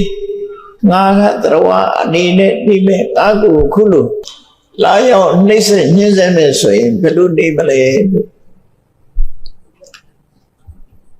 ကိုယ့်ရဲ့ခံစားချက်နဲ့ တစ်ဖက်သားရဲ့ခံစားချက်ကိုနှိုင်းယှဉ်အောင်ကိုချင်းစာတရားလို့ခေါ်တယ်အရာရာမှာကိုချင်းစာတရားထားကိုမကြိုက်တဲ့အလုပ်ဒီသူတော်ဘာလည်းမကြိုက်တဲ့အလုပ်ပဲဖြစ်တယ်ကိုကြောက်တဲ့အရာဒီသူတော်ဘာလည်းကြောက်တဲ့အရာပဲဖြစ်တယ်ဒါကြောင့်မို့လူတိုင်းဟာဒုက္ခရောက်မှကြောက်ကြတယ်သိခြင်းတရားကိုလည်းကြောက်ကြတယ်အဲ့လိုကြောက်တဲ့အရာတိုင်းလူတိုင်းဟာကြောက်ကြတယ်လို့ငါလည်းပဲဒါမျိုးဖြစ်မယ်ဆိုရင်ကြောက်တယ်အဲ့တော့ကိုကြောက်တဲ့အရာကိုဘာဖြစ်လို့သူများကိုလောရမှာလဲဆိုရင်ကိုချင်းစာတရားနဲ့ပဏာတိပတ္တာရှောင်နိုင်အောင်ကြိုးစားဒီလိုဆိုလို့လေနော်နေရာတိုင်းမှာကိုချင်းစာတရားရှိတယ်ထို့တူပဲအဋ္ဌိနာဒါနနဲ့ပတ်သက်လာလို့ရှိရင်ကိုချင်းစာစိတ်ဘယ်လိုထားမလဲအော်ငါပစ္စည်းအခုခံရရင်ငါဘယ်လိုနေမလဲငါစီကနေမတော်မတရားမကန်တဲ့ပစ္စည်းတွေနဲ့ငါရဲ့ငွေကြေးတနာကိုရှုသွားမယ်ဆိုရင်ငါစိတ်ခံစားချက်ဘယ်လိုနေမလဲသူများကအတုလုပ်ပြီးရောင်းလိုက်လို့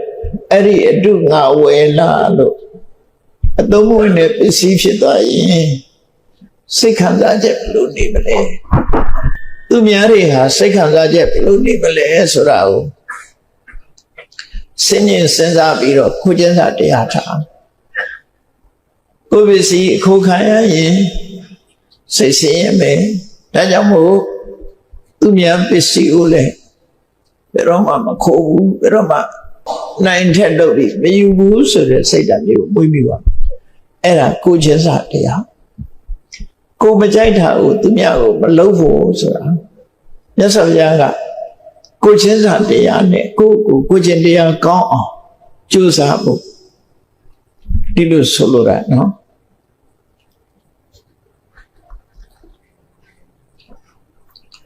ကာမိတုမိစ္ဆာစာရဆိုတာကာမိတုမိစ္ဆာစာရဆိုတာကြည့်လိုက်ကိုမိသားစုသူမိသားစုရှိတယ်ကိုမိသားစုကိုလာပြီးတော့စော်ကားမယ်ကိုယ်သိက္ခာညှိုးနှောင်းအောင်လုပ်မယ်ဆိုရင်ကိုဘယ်လိုခံစားရမလဲကိုခံစားရတယ်လို့ကိုယ်တိုင်ကသူများမိသားစုကိုစော်ကားမယ်ကိုယ်သိက္ခာညှိုးနှောင်းအောင်လုပ်မယ်ဆိုရင်သူတို့လည်းခံစားရမှာပဲအဲ့လိုကိုမကြိုက်တဲ့အလုပ်မျိုးကိုသူတို့ဘာကိုမဖြစ်စေဖို့အတွက်ကိုချင်းစာတရားနဲ့ကာမိတုမိစ္ဆာစာရရှောင်ကျင်ရမှာဖြစ်တယ်လူရဲ့ဂုဏ်သိက္ခာဆိုတာကျိုးသားမှုကိုချင်းတရားမပြပြမှုပေါ်မှာမူတည်တာဖြစ်လို့ဂုဏ်သိက္ခာညှိုးနှွမ်းသောအောင်သူမိသားစုကိုမိသားစုဂုဏ်သိက္ခာညှိုးနှွမ်းအောင်ပြုလို့ချင်းမှရှောင်ကျင်တယ်ဆိုတာသူလည်းဂုဏ်သိက္ခာမထိခိုက်ကိုလည်းဂုဏ်သိက္ခာမထိခိုက်ဂုဏ်သိက္ခာညှိုးနှွမ်းစရာအကြောင်းကိုသူများကကိုလို့လည်းကိုမကြိုက်ဘူးကိုကသူများလို့ရင်လည်းပဲကိုမကြိုက်တယ်လို့သူလည်းကြိုက်မှာမဟုတ်ဘူးဆိုရင်နိုင်ရှင်သုံးသက်ဆင်ញင်ပြီးတော့ကာမိတုမိစ္ဆာစာရကရှောင်နေဆိုတာကိုချင်းစာတရားအခြေခံပြီးတော့ဒီလိုရှောင်အောင်မှာဖြစ်တယ်ထို့တူပဲမုဒ္ဒဝါဒဆိုတာအရက်ထဲမှာတမန်လိမ္မာမှုမျိုးတွေတဲ့ပို့အရေးပါတဲ့လိမ္မာမှုအရေးကြီးတဲ့လိမ္မာမှုတွေကဘာလို့ဆိုရင်လူတစ်ဖက်သားဒုက္ခရောက်သွားအောင်တရားယုံတက်ပြီးတော့မမှန်မကန်သက်တည်ထွက်ဆိုတဲ့မုဒ္ဒဝါဒတော့မို့ပစ္စည်းရေးနဲ့ပတ်သက်လာတဲ့အခါမှာတစ်ဖက်သားဆုံးရှုံးနစ်နာသွားစေတဲ့မတရားသက်တည်လိုက်မှုမမှန်မကန်သက်တည်လိုက်မှုဥပမာပစ္စည်းတစ်ခုပိုင်ဆိုင်မှုအငြင်းပွားနေတဲ့အခါမှာကိုသိထားတာကဘယ်သူပိုင်လဲဆိုတာသိထားတယ်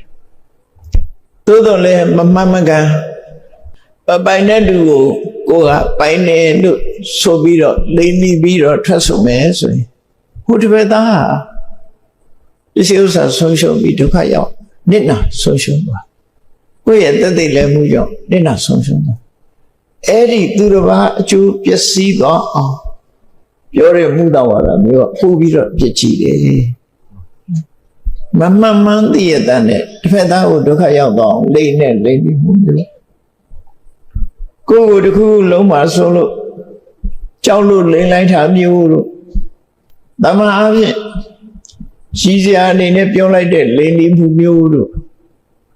ဒါတွေကအပြစ်မရှိဘူးတော့မဟုတ်ဘူးမြတ်အလုံးအမင်းအပြစ်ရှိတာဒီလိုတော့မဟုတ်ဘူးအပြစ်ကြီးတဲ့မူတော်ဝါဒကတော့ခုနမမမကန်တစ်ဖက်သား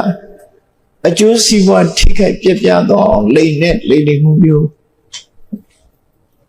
ကိုယ်ကိုလိမ့်ခံရရင်ကိုယ်စိတ်ဆင်းရဲမယ်ဒါကြောင့်သူများကိုလည်းငါမလိမ့်သေးဘူးသူများလည်းစိတ်ဆင်းရဲမှာပဲအဲ့တော့သူများကိုမကြိုက်တဲ့အလုပ်ကိုဘာဖြစ်လို့သူများပေါ်လုံးအောင်မှာလဲဆိုအသိဉာဏ်နဲ့မုဒ္ဒဝါဒရှောင်ကြည့်မို့လို့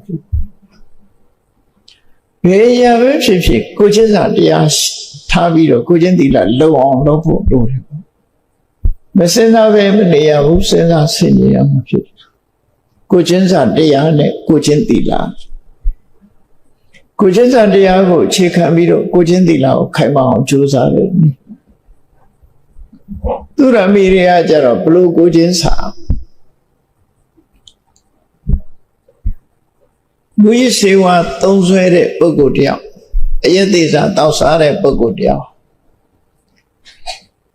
သူများကိုမထိခိုက်ဘူးဆိုတော့ကိုယ့်ကိုထိခိုက်တယ်ကိုယ့်ကိုဘယ်လိုထိခိုက်တယ်လဲလို့ဆိုရင်မူရနေသည့်အတွက်ကြောင့်လူဘဝရလာတဲ့အခါမှာတတ်တဲ့တတ်ထိုက်တဲ့အတတ်ပညာတွေကိုဆုံးရှုံးတယ်မတတ်တော့ရတဲ့ရလိုက်တဲ့စီးစိမ်ဥစ္စာတွေရအောင်မလုံနိုင်တော့ဘူးမူရနေသည့်အတွက်ကြောင့်အသိဉာဏ်တွေဟာဝေဝါးပြီးတော့လူလောကထဲမှာမမှန်ကန်ကန်သိနိုင်တော့မရှိတော့အဲ့တော့ကိုယ့်အတွက်ညာအနစ်နာတစ်ဖက်ကကြည့်မယ်ဆိုလို့ရှိရင်အယတိစာတောက်စားလုံးတဲ့ပုဂ္ဂိုလ်တယောက်ရဲ့အသေးဟာပျက်စီးသွားပြီနောက်ဆုံးကျမကြီးထိခိုက်လို့အသက်အန္တရာယ်ဖြစ်သည့်ထိအောင်ရောက်ရှိသွားနိုင်တယ်လူတိုင်းဟာအသိပညာရှိခြင်းရတယ်အတ္တပညာတတ်ခြင်းရတယ်ချမ်းသာကြွယ်ဝခြင်းရတယ်အဲ့ဒီကောင်းကျိုးတွေမှန်သမျှဟာ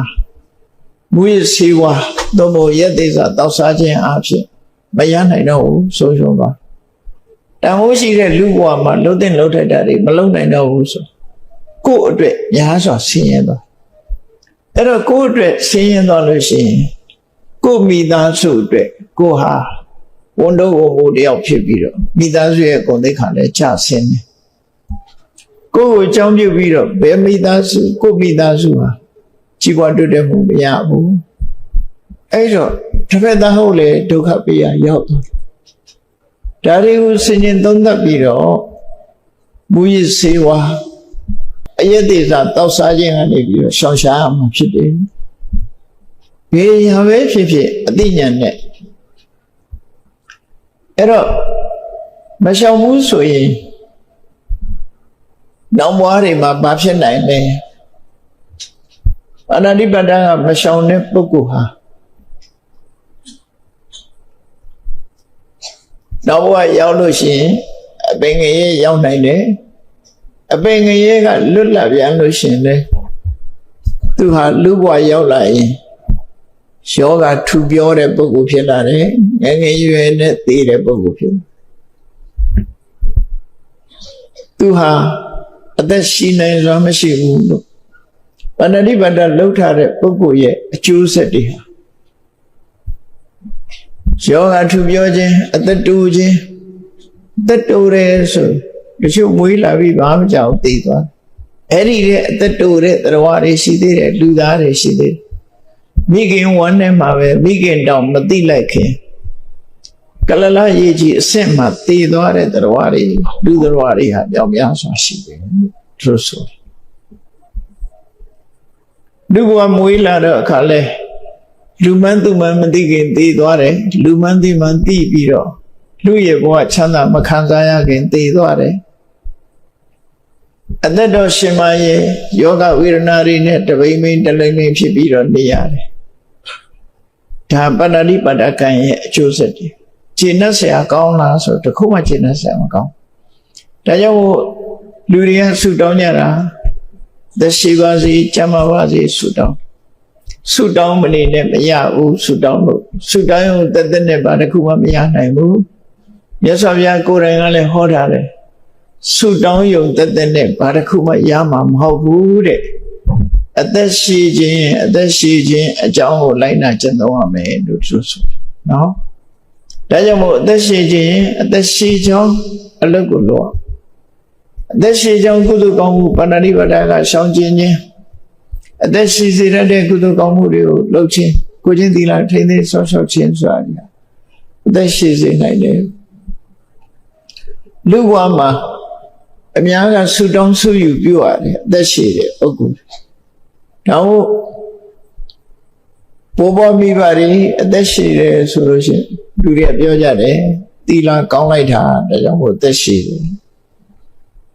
ကိုချင်းသီလကောင်းတယ်ဆိုတာတခြားသီလပြောတာမဟုတ်ဘူးပါဏာတိပါဒကရှောင်တဲ့ပုဂ္ဂိုလ်တွေအသက်ရှိတဲ့ပုဂ္ဂိုလ်တွေဖြစ်တယ်ထို့တူပဲလူဘဝဟာအသက်ရှိုံနဲ့မပြီးသေးဘူးပစ္စည်းဥစ္စာပြည့်စုံတဲ့ပုဂ္ဂိုလ်ဖြစ်ဖို့လိုသေးတယ်အဲ့တော့အာရိဏဒါနကိုကျူးလွန်ခဲ့တဲ့ပုဂ္ဂိုလ်ဟာပစ္စည်းဥစ္စာပြည့်စုံမှုခဲနေကိုရှာထားတဲ့ပစ္စည်းဟာ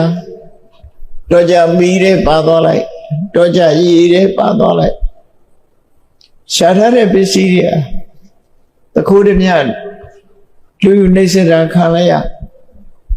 ဘယ်ဆိုရာဇာတွေသိမ့်သွားလို့ပြီးလိုက်ရအိမ်မှာရှိတဲ့သားဆိုသမီးဆိုတွေကသုံးလို့ဖြုံးလို့ကုန်သွားလိုက်ရတယ်ဟောအာရိဏဒါနကံကျွလွန်ခဲ့တဲ့ပုဂ္ဂိုလ်ရဲ့ပိုင်ဆိုင်တဲ့ပစ္စည်းဥစ္စာတွေဟာခိုင်မြဲခြင်းမရှိဘူးဒီလိုဒုက္ခရောက်တယ်အာရိဏဒါနကံမကျွလွန်မှုဒါနကောင်းမှုတွေပြုခဲ့တယ်သူရပစ္စည်းကိုမတရားမယူဘူးဆိုတော့ကိုချင်းသီလပြည့်စုံတဲ့ပုဂ္ဂိုလ်တွေ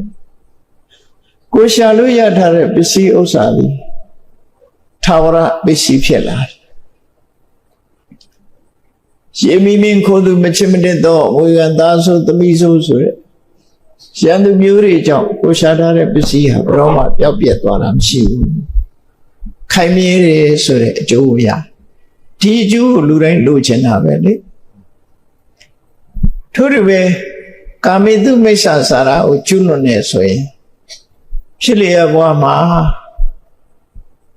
ဒီအကုသိုလ်ကံကြောင့်အပင်ငရဲကြတယ်အပင်ငရဲလွတ်လပ်လို့ရှင်တယ်ပြီးပြီးသားသားလူစင်မိတဲ့ပုဂ္ဂိုလ်မဖြစ်လာဘူးအဲ့လိုမျိုးတွေဖြစ်လာတတ်တယ်နောက်ဆုံးမှာ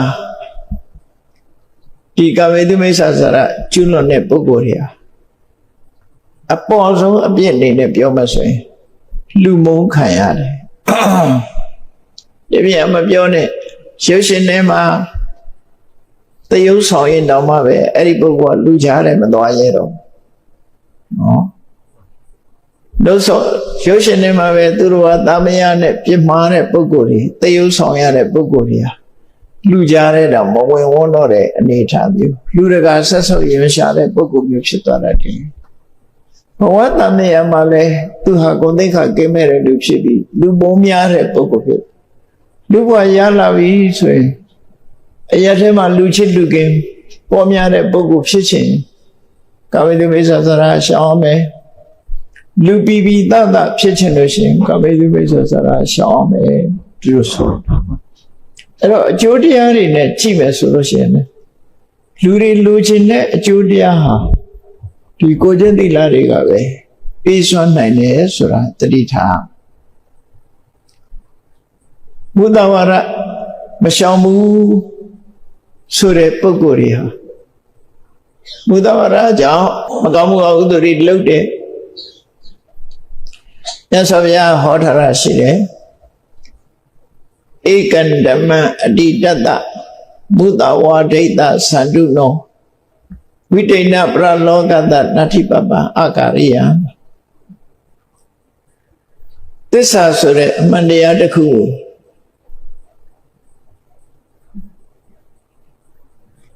ဘယ်တော့မှအသုံးမပြုပဲလိမ့်လီလဲစားပြောကြားတဲ့ပုဂ္ဂိုလ်ဓမ္မလုံးလောကအတွက်လုံးဝဆုံးလွတ်ထားတဲ့ပုဂ္ဂိုလ်တရားဖို့တဲ့သူမလုပ်တဲ့အကုသိုလ်မဟုတ်တဲ့အလုပ်ဆိုတာမရှိဘူးသူအလုံးလုပ်တယ်လို့ဆိုလိုတာကလိမ်တတ်တဲ့ပုဂ္ဂိုလ်ဒီမကောင်းမှုမှန်သမျှကိုလုပ်တတ်တယ်။ဘာကြောင့်လို့ဆိုရင်လုပ်ပြီးရင်သူကလိမ်တာပဲကော။ဒါကြောင့်ဘုဒ္ဓဝါဒအပြစ်တွေကလည်းလွန်များတယ်။အပေါ်ဆုံးအပြစ်အနေနဲ့ပြောမယ်ဆိုလို့ရှိရင်ဘုဒ္ဓဝါဒချူးလွန်ထားတဲ့ပုဂ္ဂိုလ်ရဲ့စကားကိုဘယ်သူမှမယုံကြဘူး။ပြီးတော့အဆွဆွဲတွေခံရတယ်ကိုမလုပ်ဘဲနဲ့လုပ်တယ်လို့ဆွဆွဲခံရုပ်ပြင်ကဏ္ဍမှာကိုလုံးထမဟုတ်ဘဲနဲ့ဖန်စီပြီးတရားဆွဲခံရတယ်ဆိုတာအကြောင်းပဲမဟုတ်ကိုကသူများကိုမတရားဆွဆွဲခဲ့တဲ့အကုသိုလ်ကံတွေကြောင့်မှားပြီးတော့ဖန်ခံရတယ်မှားပြီးတော့ဆွဆွဲခံရတယ်ဆိုတာဖြစ်တတ်တယ်ဒါဘယ်သူမပြုမိမိမှုဆိုတဲ့အတိုင်းပဲကိုကျင့်စာတရားထားပြီးတော့ရှောင်ရမယ့်ဟာတွေကိုရှောင်ဖို့လိုရတယ်အေးသူရမေတွေကမရှောင်ဘူးဆိုတဲ့ပုဂ္ဂိုလ်တွေဟာအပင်ငယ်ကြာရုံမြမကလူဝရောက်လာပြီဆိုလို့ရှိရင်သူဟာအယူအနှမ်းမဲ့ဖြစ်လာပြီဉာဏ်စင်မိတဲ့ပုဂ္ဂိုလ်မျိုးမရှိဘူးအရေးချင်းကဉာဏ်ရည်ဉာဏ်သွေးမမိတဲ့ပုဂ္ဂိုလ်မျိုးဖြစ်ပြီမွေးလာကြတဲ့ကအယူထောင်နဲ့နှိစက်နေတဲ့ပုဂ္ဂိုလ်မျိုးဖြစ်တာဒါကြောင့်မို့သူရမေတွေကဆိုတာရှောင်ကျင်ရမှာဖြစ်တယ်အဲ့ဒါဒီသီလကိုတမန်အသေးဖွဲလေးလို့စိတ်ထဲမှာမထားနဲ့လောကမှာစီးပွားဥစ္စာတိုးတက်ဖို့တဲ့ကိုချင်းသီလဘက်ကအရေးကြီးဆုံးပဲကိုချင်းသီလကောင်းအောင်ကြိုးစားခြင်းအပြင်ကိုယ်ဘဝမှာဒီဘဝမှာလည်းကောင်းကျိုးချမ်းသာတွေရနိုင်တယ်နောက်ဘဝမှာလည်းကောင်းကျိုးချမ်းသာတွေရကိုချင်းသီလပြည့်ခြင်းကြောင့်ဘလို့ချမ်းသာတွေရတော့ဆိုအနဝိဇ္ဇဒုက္ခအပြစ်ကင်းတဲ့ချမ်းသာမျိုးကိုခံစားရမကောင်းတာမလုံးသည့်အတွက်ကြောင့်မဟုတ်တာမလုံးသည့်အတွက်ကြောင့်သူဟာအပြစ်ကင်းနေအဲ့ဒီအပြစ်ကင်းတဲ့ချမ်းသာကိုကိုချင်းသီလပေးနိုင်တာပဲဖြစ်အပြစ်ရှိတဲ့လူတယောက်ဟာအိတ်ကောင်းခြင်းမရစားကောင်းခြင်းမစားရဆိုတော့တုံနည်းနည်းနဲ့သူဟာအပြစ်ကိုတွေးပြီးတော့စိတ်တော့ကရောက်နေတဲ့ပုဂ္ဂိုလ်မျိုးဖြစ်နေတယ်ကိုချင်းသီလကိုလုံးလုံးချုံချုံထိမ့်သိမ့်တဲ့ပုဂ္ဂိုလ်ဟာဘယ်ခါပဲဖြစ်ဖြစ်ကိုယ့်ဘဝကိုကျင့်တတ်ပြီးတော့နည်းနည်းချိုက်ချိုက်ချမ်းသာဒုက္ခကိုခံစားရနိုင်တယ်ဖြစ်ကင်းတဲ့ချမ်းသာဒုက္ခရဖို့အတွက်ကိုချင်းသီလလုံခြုံအောင်ထိမ့်သိမ့်ဆော့ဆော့တခြားချမ်းသာဒုက္ခတွေနဲ့ရှင်ကြည့်လိုက်လောကလူတွေရရှိထားတဲ့တခြားချမ်းသာတွေရှိသေးတယ်ဘာတွေတုံးဆိုအဋ္ဌိဒုက္ခကိုယ်မှာပစ္စည်းဥစ္စာရှိတယ်အိမ်ရှိတယ်ဆွေမျိုးတွေရှိတယ်နော်တိုက်ရှိတယ်ကားရှိတယ်စသဖြင့်ပေါ့ကိုယ်မှာသူများတန်းတူအဲ့လိုပစ္စည်းဥစ္စာအသုံးဆောင်တွေရှိတယ်ဆိုတာရှိတာကိုအကြောင်းပြုပြီးတော့လူတွေဟာချမ်းသာဒုက္ခမရဘူးလားဆိုရအဲ့ဒါကရှိဒုက္ခလို့ခေါ်တယ်အဋ္ဌိဒုက္ခရှိခြင်းကြောင့်ဖြစ်တဲ့စိတ်ထဲမှာချမ်းသာငါပတ်စံရှိတယ်ငါမှာကားရှိတယ်ငါမှာအိမ်ရှိတယ်စသဖြင့်ရှိတာကိုအကြောင်းပြုပြီးတော့ချမ်းသာဒုက္ခရတယ်နောက်တစ်ခုကဘာလို့ဆိုကိုရှိတဲ့ပစ္စည်းကိုအသုံးချရတဲ့အခါမှာအသုံးပြုရတဲ့အခါမှာရှားရှိလာတဲ့ချမ်းသာဒုက္ခကိုဘောဂဒုက္ခလို့ခေါ်သုံးဆွဲခြင်းကြောင့်ဖြစ်ပေါ်လာတဲ့ချမ်းသာဒုက္ခကားရှိလို့ကားနဲ့သွားတယ်နော် ပတ်စံရှိလို့သုံးနိုင်တယ်ဝယ်နိုင်တယ်အသုံးပြုနိုင်တယ်အဲ့ဒီအသုံးပြုခြင်းကြောင့်ရတဲ့ချမ်းသာဒုက္ခကိုဘောဂဒုက္ခလို့ခေါ်တယ်နောက်ဒုက္ခတစ်မျိုးကတော့အာနနယဒုက္ခအပြစ်ကင်းဒီကျွေးကင်းတဲ့ချမ်းသာဒုက္ခလောကလူတွေဟာကျွေးပေးเสียရှိနေကိုယ်မှပတ်စံမလောက်ပဲရှိသူများကျွေးတွေတင်းနေသူများမျက်နှာကြည့်ပြီးတော့သူများကျွေးတွေဆက်ရအောင်ပဲဆိုစိတ်ချမ်းသာမှုမရနိုင်ရအကယ်၍မျက်တစ်ပြောင်တိုက်ပြီးသူများကျွေးတွေမဆက်လို့ရှိရင်လေ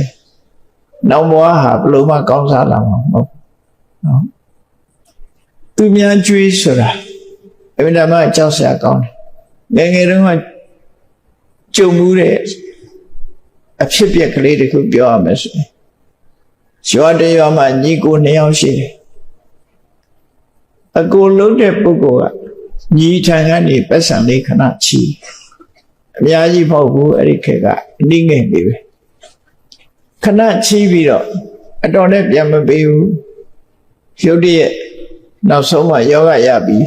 ကျွေးမဆက်ရပဲနဲ့တေးသွားတော့အဲ့ဒီအကိုလုံးတဲ့လူကဘယ်သွားဖြစ်တော့ဆိုသူညီရဲ့အိမ်သွားပြီးတော့ကျွဲဖြစ်တယ်နော်ကျွေးဆိုတာမျိုးကကျွေးရှိရင်ဆက်ရတတ်တယ်ပေါ့ညမရာဆိုရင်လည်းမှာနာမည်တော့ဘယ်လူပင်ပြစ်ပင်တန်သင့်တဲ့အခါမှာဆရာတော်ဥပုပ်ကိုသွားကြတော့တယ်နာမည်တော့ဘယ်လူဟာဒီပင်ပြစ်ပင်တန်နဲ့ပြစ်ဒဏ်ပေးခြင်းကိုခံရတော့ဆရာတော်ဥပုပ်ကသူ့เจ้าအမကြီးကိုဘလို့ဆုံးမတော့ဆိုမိနုရေကျွေးရှိရင်တော့ဆက်ရမှာပဲလို့ပြောလိုက်တယ်နော်ကျွေးရှိရင်ဆက်ရတတ်တယ်ပေါ့ရကျွေးဆိုတာတင်ရင်မကောင်းဘူးပေါ့ဘာပဲဖြစ်ဝကျွေးပဲဖြစ်ဖြစ်ဘာကျွေးပဲဖြစ်ဖြစ်ကျွေးရှိနေမကောင်းအဲ့ဒီအကိုလှုပ်တဲ့လူဟာကျွေးမပေးနိုင်ပဲနဲ့တည်သွားတော့ကျွဲဘဝရောက်ကျွဲဘဝမှာကျွေးဆက်တဲ့အနေနဲ့သူခိုင်းတဲ့မြောက်လှုပ်ပြရကျွဲဆိုတဲ့တရားကိုလူတွေစဉ်းစားကြည့်ချော့မော့ခိုင်းတာမဟုတ်ဘူးတပြားနဲ့ရိုက်ပြီးတော့ခိုင်းတယ်ဓမ္မကျုပ်ထိုးခိုင်း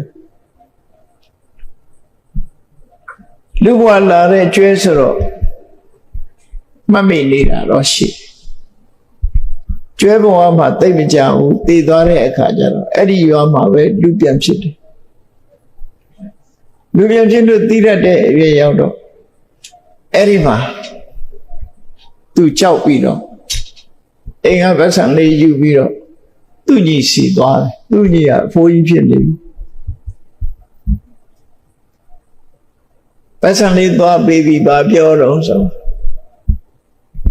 မင်းရဲ့ငွေလေးအနည်းငယ်နဲ့ငါ့ကိုမင်းရိုက်လိုက်တာကွာနော်မင်းရိုက်တာငါခံလိုက်ရတာရောပါကြည်ပါတော့မင်းငွေလေးဒီလောက်လေးပေးပါတယ်ဆိုကြွေးပြန်ဆက်တယ်လို့ဒါတကယ်အဖြစ်ပြက်လို့ပြောတယ်နာမည်နဲ့လည်းပေါ့ပြောကြတယ်အဲ့တော့ဒါတွေကမရှိဘူးလို့မအောင်မေ့နေတယ်လူတွေထဲမှာဒါတွေကရှိတတ်တယ်ဒါကြောင့်မို့သူများကြွေးဆိုတာအလွန်ကြောက်စရာကောင်းတယ်အဲ့ဒီကြွေးမရှိတဲ့ချမ်းသာကိုအနန္တယဒုက္ခလို့ခေါ်တယ်တချို့ကြတော့သူများစီကကြွေးယူထားပြီးမျက်နှာပြောင်တိုက်ပြီးပေးနိုင်တဲ့တန်နဲ့မပေးတဲ့လူတွေရဲ့နောင်ရေးဟာစဉ်းစားမိပဲဆိုရင်ကြောက်လန့်စရာကြီးပဲကြွေးဆိုတာဆက်ရတယ်ဘာကြွေးပဲဖြစ်ဖြစ်ကြွေးတစ်ခုဆိုတာကိုယ်ကမဆက်ချင်တော့လဲအချိန်တိုင်းရင်ကြွေးဆက်ရမှာဖြစ်တယ်ပေါ့ဒါကြောင့်မို့အာနန္ဒယဒုက္ခဆိုတာရအောင်ဘယ်သူစီအမှကြွေးတင်တာမျိုးမရှိအောင်ရှိပြီဆိုရင်လည်းကြွေးတွေကိုဆက်ပြီးတော့စိတ်ချမ်းသာကိုယ်ချမ်းသာနေသင့်တယ်ပေါ့ပစ္စံရှိလို့ချမ်းသာတာအဋ္ဌိဒုက္ခအတုပြုရလို့ချမ်းသာတာဘောဂဒုက္ခကျွေးကင်းလို့ချမ်းသာတာအာနန္ဒယဒုက္ခကိုချင်းသီလနဲ့ရတဲ့ချမ်းသာကြတော့အနဝိဇ္ဇဒုက္ခငွေကြေးဒနာမပါဘူး ကိုဘာမှမဟုတ်တာမလို့သည့်အတွက်ကြောင့်ဘယ်ခါတွေးလိုက်ကိုယ့်ရဲ့ကိုချင်းသီလကိုချစ်ပြီးစိတ်ထဲမှာကျဉ်းနှံ့နေတယ်အားရအဲ့ဒါအနဝိဇ္ဇဒုက္ခလို့ခေါ်တယ်အဲ့ဒီအနဝိဇ္ဇဒုက္ခရဲ့တန်ဖိုးကခုနကဒုက္ခတွေအားလုံးရဲ့တန်ဖိုးတဲ့ပူကြီးမားတယ်လို့မြတ်စွာဘုရားဟောတယ်တမန်အဖြစ်လူတွေဟာကိုချင်းသီလကိုငွေချေးတနာလောက်တန်ဖိုးထားခြင်းမှထားတတ်တယ်ဒါဘာကြောင့်မထားတော့ဆိုရင်ကိုချင်းသီလရဲ့အကျိုးကျေးဇူးကိုတည်တည်ချာချာဂဂနနမသိလို့သာဖြစ်တယ်တည်တည်ချာချာသိတဲ့မြတ်စွာဘုရားဒါနရဲ့အကျိုးသီလရဲ့အကျိုးမြတ်စွာဘုရားကတရားတွေနားလည်အောင်ဟောပြောဒါနဆိုရင်လည်းပဲ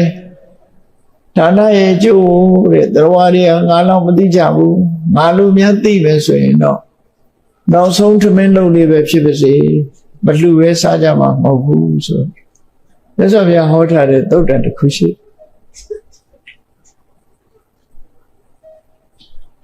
လှူခြင်းတန်ခြင်းရဲ့အကျိုးကျေးဇူးဟာ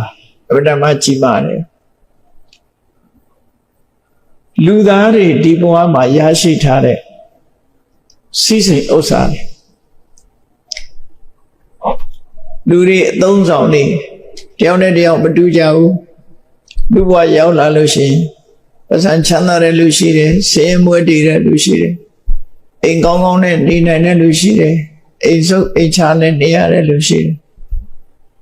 စည်စည်ရေးလုပ်ကိုင်ဆောင်ရတဲ့လူရှိတယ်မကြောက်မကြမတောင်းမတချမ်းချမ်းသာသာနေရတဲ့ပုဂ္ဂိုလ်တွေရှိတယ်အဲ့ဒါလို့ကွဲပြားခြားနားနေတာဟာဘာကြောင့်လဲအဲ့တော့ကိုယ့်ကိုကျွတ်တင်ပြီးတော့စဉ်းစားပြီးဘဝမှာဒီကနေ့ခေတ်သုံးနိုင်ဆွဲနိုင်တဲ့ပုဂ္ဂိုလ်တွေဟာသူတို့ကြိုးစားရှာလို့ချီမဟုတ်ဘူးအတိတ်ဘဝတုန်းကဒါနကောင်းမှုလုပ်ခဲ့လို့အကျိုးခံစားရတာဖြစ်တယ်မြတ်စွာဘုရားကိုယ်တိုင်ကဟောတာဒါနတံဘူတာနိဘောဂနိလူတွေသုံးဆောင်တဲ့ပစ္စည်းဥစ္စာဆိုတာဒါနကြောင့်ရလာတာပါလို့တချို့ကတော့တွေးကောင်းတွေးလိမ့်မယ်ဒါနကြောင့်ရတာမဟုတ်ပါဘူးအမေကပေးလို့ရတာပါသို့မဟုတ်ကိုယ်ကိုယ်တိုင်ရှာလို့ရတာပါကိုယ်ကိုယ်တိုင်ရှာဝေစုဆောင်လို့ရတာပါလို့ထင်ကောင်းထင်တယ်ဒါနမပါရင်အမေကပေးချင်စိတ်တောင်မရှိဘူးမပေးဘူးပေးလို့မရ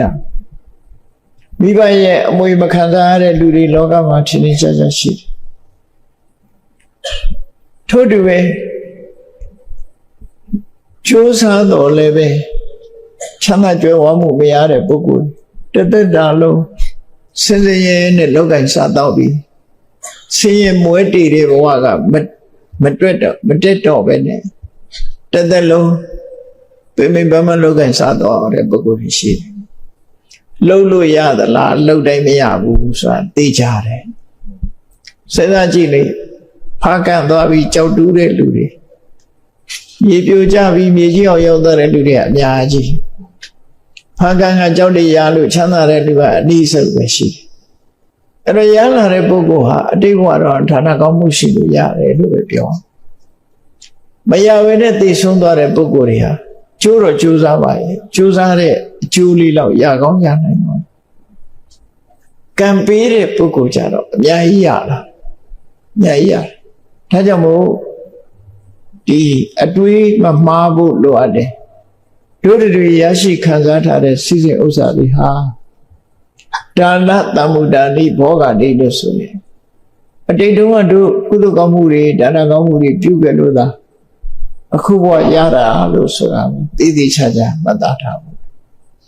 ထို့တူပဲဒီဘဝမှာအသက်ရှိပြီးတော့လူဘဝမှာနေနိုင်တယ်ယောဂဝေဒနာထိုက်တဲ့တော့ပြင်းတယ်လူလောကမှာကိုရှာဖို့ထားတဲ့ပစ္စည်းဥစ္စာတွေမပြည့်စည်ဘူးကိုယ်သိက္ခာလူကိုယ်သိက္ခာပြေဝရှိတယ်ဆွဆွဲခဲရမခံရဘူးလူတွေရဲ့အသိဉာဏ်ရှိတယ်ဆိုတဲ့ကိုယ့်ရဲ့จิตနှက်ဖွယ်အခြေအနေတွေဟာ တို့တွေအတိတ်ဘဝတုန်းကသီလစောင့်တည်ခဲ့လို့ထိုသီလသာမစောင့်တည်ခဲ့ဘူးဆိုရင်လူလောကထဲမှာအခြေအနေဆိုးတဲ့ပုဂ္ဂိုလ်တွေအများကြီးရှိတယ်လေမွေးလာကြတဲ့ကဆွမ်းအားနာမကြလူစင်မမီတဲ့ပုဂ္ဂိုလ်တွေလောကကြီးမှာရှိတယ်အဲ့ဒီလိုဖြစ်တာယောဂဝေဒနာထူပြောတဲ့ပုဂ္ဂိုလ်တွေရှိတယ်လေရွယ်နဲ့သိဆုံးသွားတဲ့ပုဂ္ဂိုလ်တွေရှိတယ်အဲ့ဒီလိုလူဘဝမှာချွင်းချက်တွေများစွာဖြစ်လာခြင်းဟာလည်းပဲဘယ်သူမပြုတ်ပြီးမိမှုဆိုတဲ့အတိုင်းပဲဖြစ်လာတာဖြစ်တယ်လောကလူဘဝရလာတာဟာတခြားဘာသာတရားတွေကတော့ဟောလိမ့်မယ်ဘုရားသခင်ဖန်ဆင်းလို့လူဖြစ်လာတယ်ဘုရားရဲ့ဆုံးမကိုသိမယ်ဆိုလို့ရှိရင်တို့တွေလူဖြစ်လာတာဟာ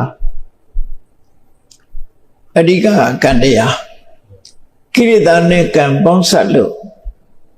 လူဘဝရလာတာပရိစ္ဆေသမုပ္ပါဒ်မှာကြည့်မယ်ဆိုလို့ရှိရင်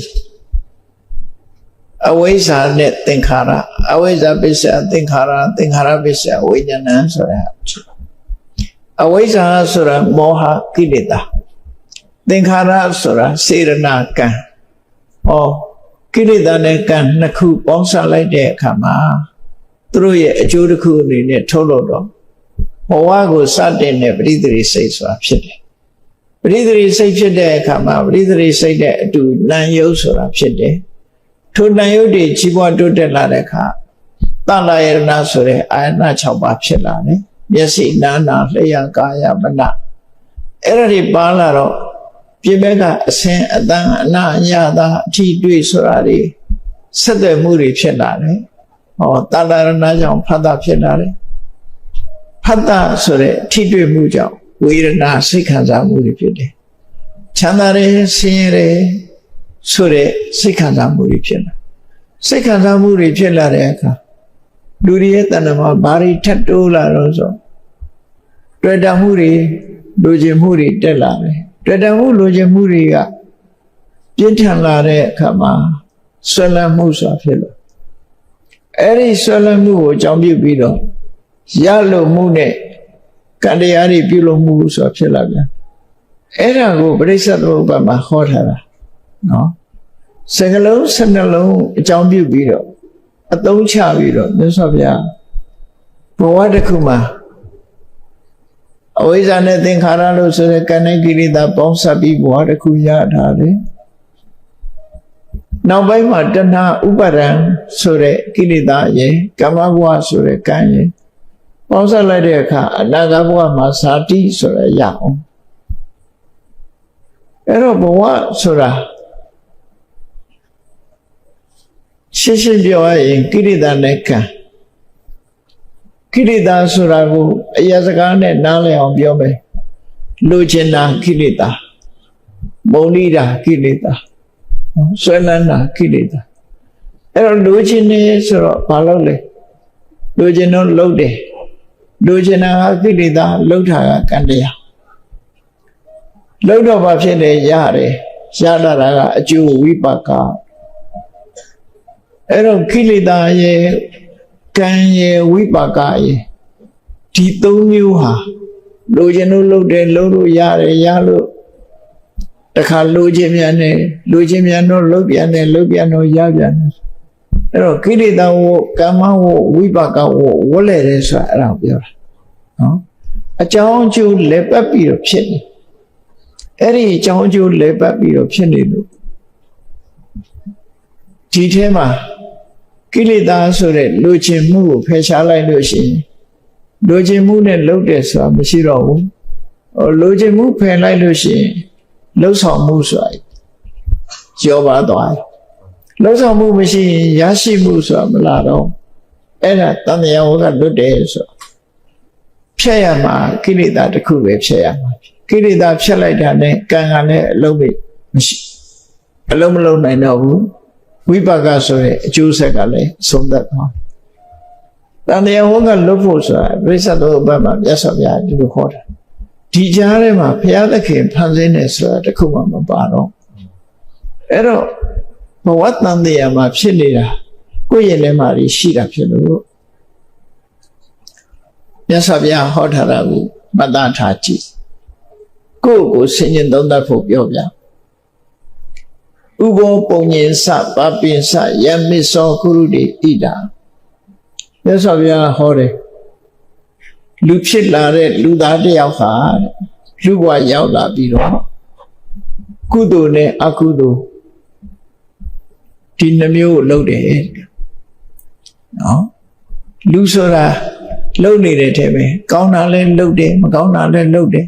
ကောင်းတာလဲပြောတယ်မကောင်းတာလဲပြောတယ်ကောင်းတာလဲတွေးတယ်မကောင်းတာလဲတွေးတယ်ဆိုမကောင်းဘူးဆိုတာအကုသိုလ်ကောင်းတယ်ဆိုတာကုသိုလ်နော်အလူတန်းတွေလည်းလုပ်တယ်သို့မဟုတ်လူရမှုတွေလည်းလုပ်တယ်စသဖြင့်ပေါ့တွက်ကြည့်လိုက်ဒုစရိုက်လည်းလုပ်တယ်သူစရိုက်လည်းလုပ်တယ်အကောင်းနဲ့အဆိုးလူတွေဟာလုပ်နေတယ်အဲ့ဒီမဲ့ဘယ်သူကများတော့ဆိုမကောင်းတာလုပ်တာများအလုံးခြုံကြည့်မကောင်းတာလုပ်တာများအဲ့တော့လူဖြစ်လာပြီးတဲ့နောက်ကောင်းတာမကောင်းတာအကောင်းလည်းလုပ်တယ်မကောင်းလည်းလုပ်တယ်အဲ့ဒီလုပ်ယုံနဲ့ပြီးသွားလားလို့ဆိုမပြီးဘူးလှုပ်လိုက်တာကြောင့်ကိုယ်ရင်ထဲမှာတွေးလိုက်တဲ့အတွေးလေးဟာကိုယ့်ရင်ထဲမှာပုံရိပ်တစ်ခုထင်သွားတယ်ပြောလိုက်တဲ့စကားလည်းပဲပုံရိပ်တစ်ခုထင်သွားတယ်ခုခေတ်လူတွေပြောရင်ပိုနားလဲနော်တယ်လီဖုန်းနဲ့ရိုက်ထားတဲ့ပုံရိပ်ဟာရှိနေမှာပေါ့ CCTV တက်ထားလို့ရှင်လေအဲ့ဒီနာဖြတ်သွားရင်ကိုယ်ပုံရိပ်ဟာရှိနေမှာပေါ့နော်အဲ့ဒါလိုပဲ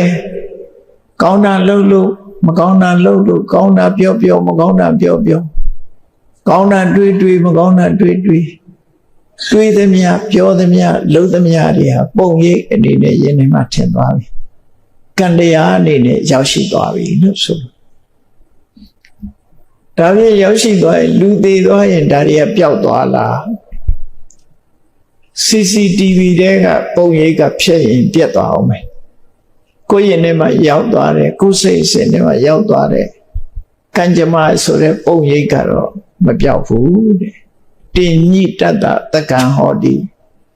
ဒါကိုယ့်အတွက်ကိုယ့်ရင်ထဲမှာရောက်သွားတယ်ကိုယ့်ရဲ့ပိုင်ဆိုင်တဲ့အရာဖြစ်သွားတယ်ဒီဘဝတွင်ပိုင်ဆိုင်တဲ့အရာဖြစ်သလားမဟုတ်တင်စအာရယကိစ္စတိနောက်ဘဝသွားလို့ရှိရင်လည်းဒီပုံရိပ်တွေပါသွားမှာပဲဟောအဲ့ဒါကြောင့်မလို့လူတွေဟာဒီဘဝမှာပုံရိပ်အမျိုးမျိုးနဲ့လာတယ်တချို့ကယုံလာတယ်တချို့ကယုံဆိုးတယ်တချို့ကပညာတတ်တယ်တချို့ကပညာမတတ်ဘူးတချို့ကဥစ္စာပေါ်တယ်တချို့ကဥစ္စာမွဲတယ်တချို့ကကျမ်းမာတယ်တချို့ကမကျမ်းမာဘူးယောဂထူပြောတယ်အဲ့ဒီလိုအမျိုးမျိုးကွဲပြားတဲ့ပုံရိပ်တွေဖြစ်နေတာကိုလုပ်ခဲ့တာတွေပဲလို့ဒီလိုဆိုလို့တယ်ပေါ့ဒါဘဝမှာကိုနားလဲဖို့လိုအပ်တယ်ပေါ့ကိုလူဖြစ်လာလို့ရှိရင်ကိုဘဝကိုနားလဲတာကိုရထားတဲ့ပုံရိပ်ဟာအတိတ်ဘဝနဲ့ပတ်သက်နေပြီငါလှုပ်တာငါရတယ်ဆိုတာဒါဖြင့်နောက်ဘဝငါပါရခြင်းလေငါပါလှုပ်ရမှာလေကိုယ့်ကိုဆုံးဖြတ်အေးမကောင်းတာလုပ်ရင်မကောင်းတဲ့ပုံရိပ်တွေပေါ်မှာပဲကောင်းတာလုပ်မှကောင်းရင်တဲ့ပုံရိပ်ပေါ်မှာဆိုအော်လူဘဝရတဲ့အချိန်မှာငါဒါနကောင်းမှုလုပ်မယ်ကိုချင်းသီလထိန်းသိမ်းဆောင်ရှောက်မယ်အနည်းဆုံးဒါနနဲ့သီလလုပ်ရမှာပဲဖြစ်တယ်ဒါနသီလလုံးဝပုံရိပ်ကောင်းဆိုတာထွက်လာမှာဖြစ်တယ်ဒါကြောင့်မြတ်စွာဘုရားကဆုံးမတာအတ္တနိစေပိယံစဉ္ညာနနံပပိနတန်ယူစေကိုမျက်နှိုးတမိုးထားတယ်ဆိုရင်တဲ့ပုံရိပ်ကောင်းကောင်းထွက်ဖို့အတွက်မကောင်းတာတွေနဲ့ကိုယ့်ရဲ့နဲ့မှာမကောင်းတဲ့အကုသိုလ်တွေမဖြစ်ပေါ်စေနဲ့ဒါဘယ်သူလောက်အောင်မှာကိုလောက်အောင်မှာပဲเนาะ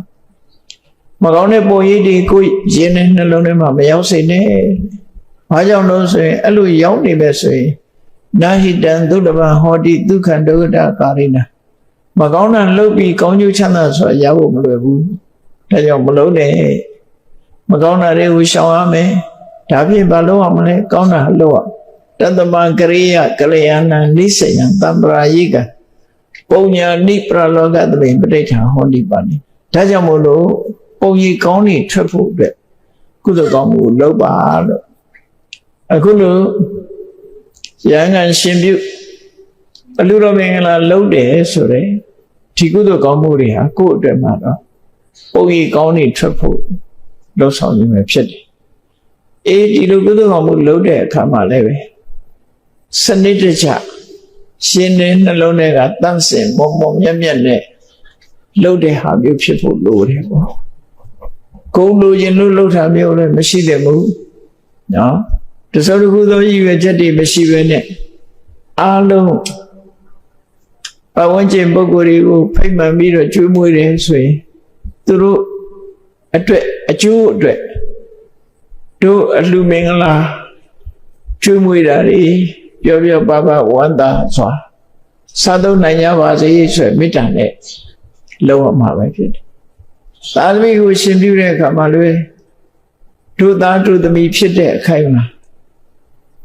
သာသနာ့ဘောင်ဝင်ပြီးတော့မြတ်စွာဘုရားဟောကြားခဲ့တဲ့ကိုချင်းသီလကိုတနေ့တည်းတဏ္ဍနဲ့ပဲဖြစ်စေ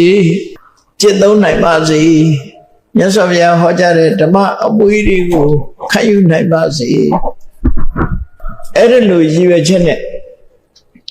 မိမိတို့ကိုယ်တိုင်လည်းဒါနကောင်းမှုဖြစ်တယ်သာသမီတော့မို့ကိုရှင်ပြုတဲ့ကလေးတွေရဲ့ရင်းနှင်းမှာလည်းပဲကုသိုလ်တရားတွေဖြစ်ပွားပါစေဆိုတဲ့မှန်ကန်တဲ့ရည်ရွယ်ချက်နဲ့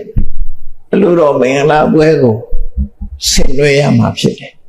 အဲ့ဒါမှပုံရိပ်တွေကောင်းကောင်းထွက်မှာဖြစ်တယ်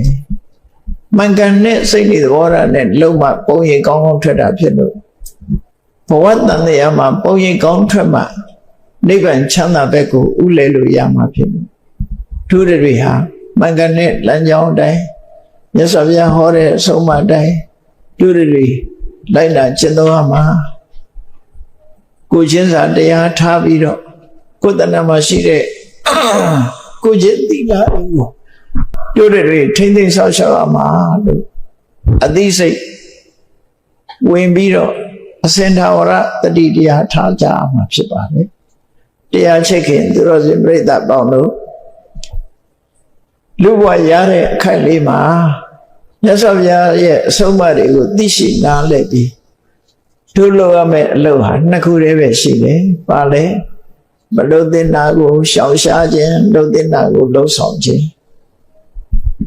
အကုသိုလ်ကိုရှောင်ရှားခြင်းနဲ့ကုသိုလ်တရားဖြစ်ပေါ်အောင်ကြိုးစားခြင်းဆိုတဲ့ဒီအလုံးနှစ်ခုတို့တွေလူဘဝရတဲ့အခိုက်လေးမှာအကောင်းဆုံးအကြောင်းကျိုးသိတဲ့ဘဝလေးမှာလှုပ်တဲ့လှုပ်ထိုက်တာတွေတို့တွေကြိုးစားအထောက်လုပ်ကြရမှာဖြစ်တယ်လို့ကိုယ်စီအသိဉာဏ်ထားပြီးကုသိုလ်တရားဖြစ်ပွားအောင်ကြိုးစားအထောက်နိုင်ကြပါစေကုန်သတည်း